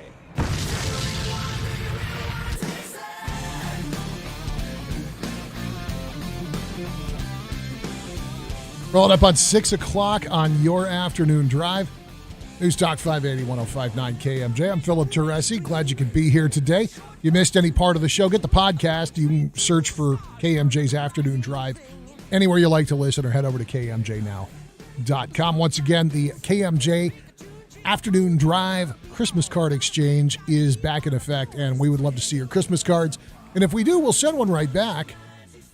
You can find the address at drivekmj.com. So Golden Globe award nominations came out, and I know that for the most part it's kind of a big shrug. And it's always a combination of, yeah, okay, that makes sense, and who? Best Motion Picture nominees in the drama category this year. Elvis, that makes sense. The Fabelmans, which I don't remember getting good critical or audience reviews. A film called Tar, and there's an accent mark over the A, so I may be saying that wrong, but I know nothing about it. Avatar: The Way of Water. Isn't that coming out this weekend? And then finally, Top Gun: Maverick. And I think that a fantastic argument's being made by Sonny Bunch over at The Bulwark. He's focusing more on the Oscars, which he describes as really just being an industry trade show. But the point that he makes here is that the Oscars, being a celebration of products created by a massive industry, they're still not really an arbiter of quality. They're not a measurement of genuine greatness. And the Oscars kind of have their nose in the air. And he makes the argument that these award shows need to maybe put their thumb on the scale. Maybe not. But there's a movie out that you've probably seen. It's got a 99% tomato meter rating amongst top critics. It's got a 99% fresh rating with verified audiences. It's got an A+ cinema score from opening weekend moviegoers. It grossed $1.5 billion in worldwide box office returns, despite not having been released in China. Top Gun Maverick. Is that the movie that got you to go back to the movies? Because if it is, it's time for these award shows to admit it and give Tom Cruise his life-size gold statue. I gotta go. The great one, Mark Levin, is on the way. Before that, we'll get an update of headlines from the ABC Newsroom. And before that, of course, we'll check in with our friends at the Valleys, Legends, and Legacies. Thank you for your time, your comments, and your attention. I'll be back tomorrow afternoon at 2 o'clock on News Talk 580 and 105.9 KMJ. Stay warm.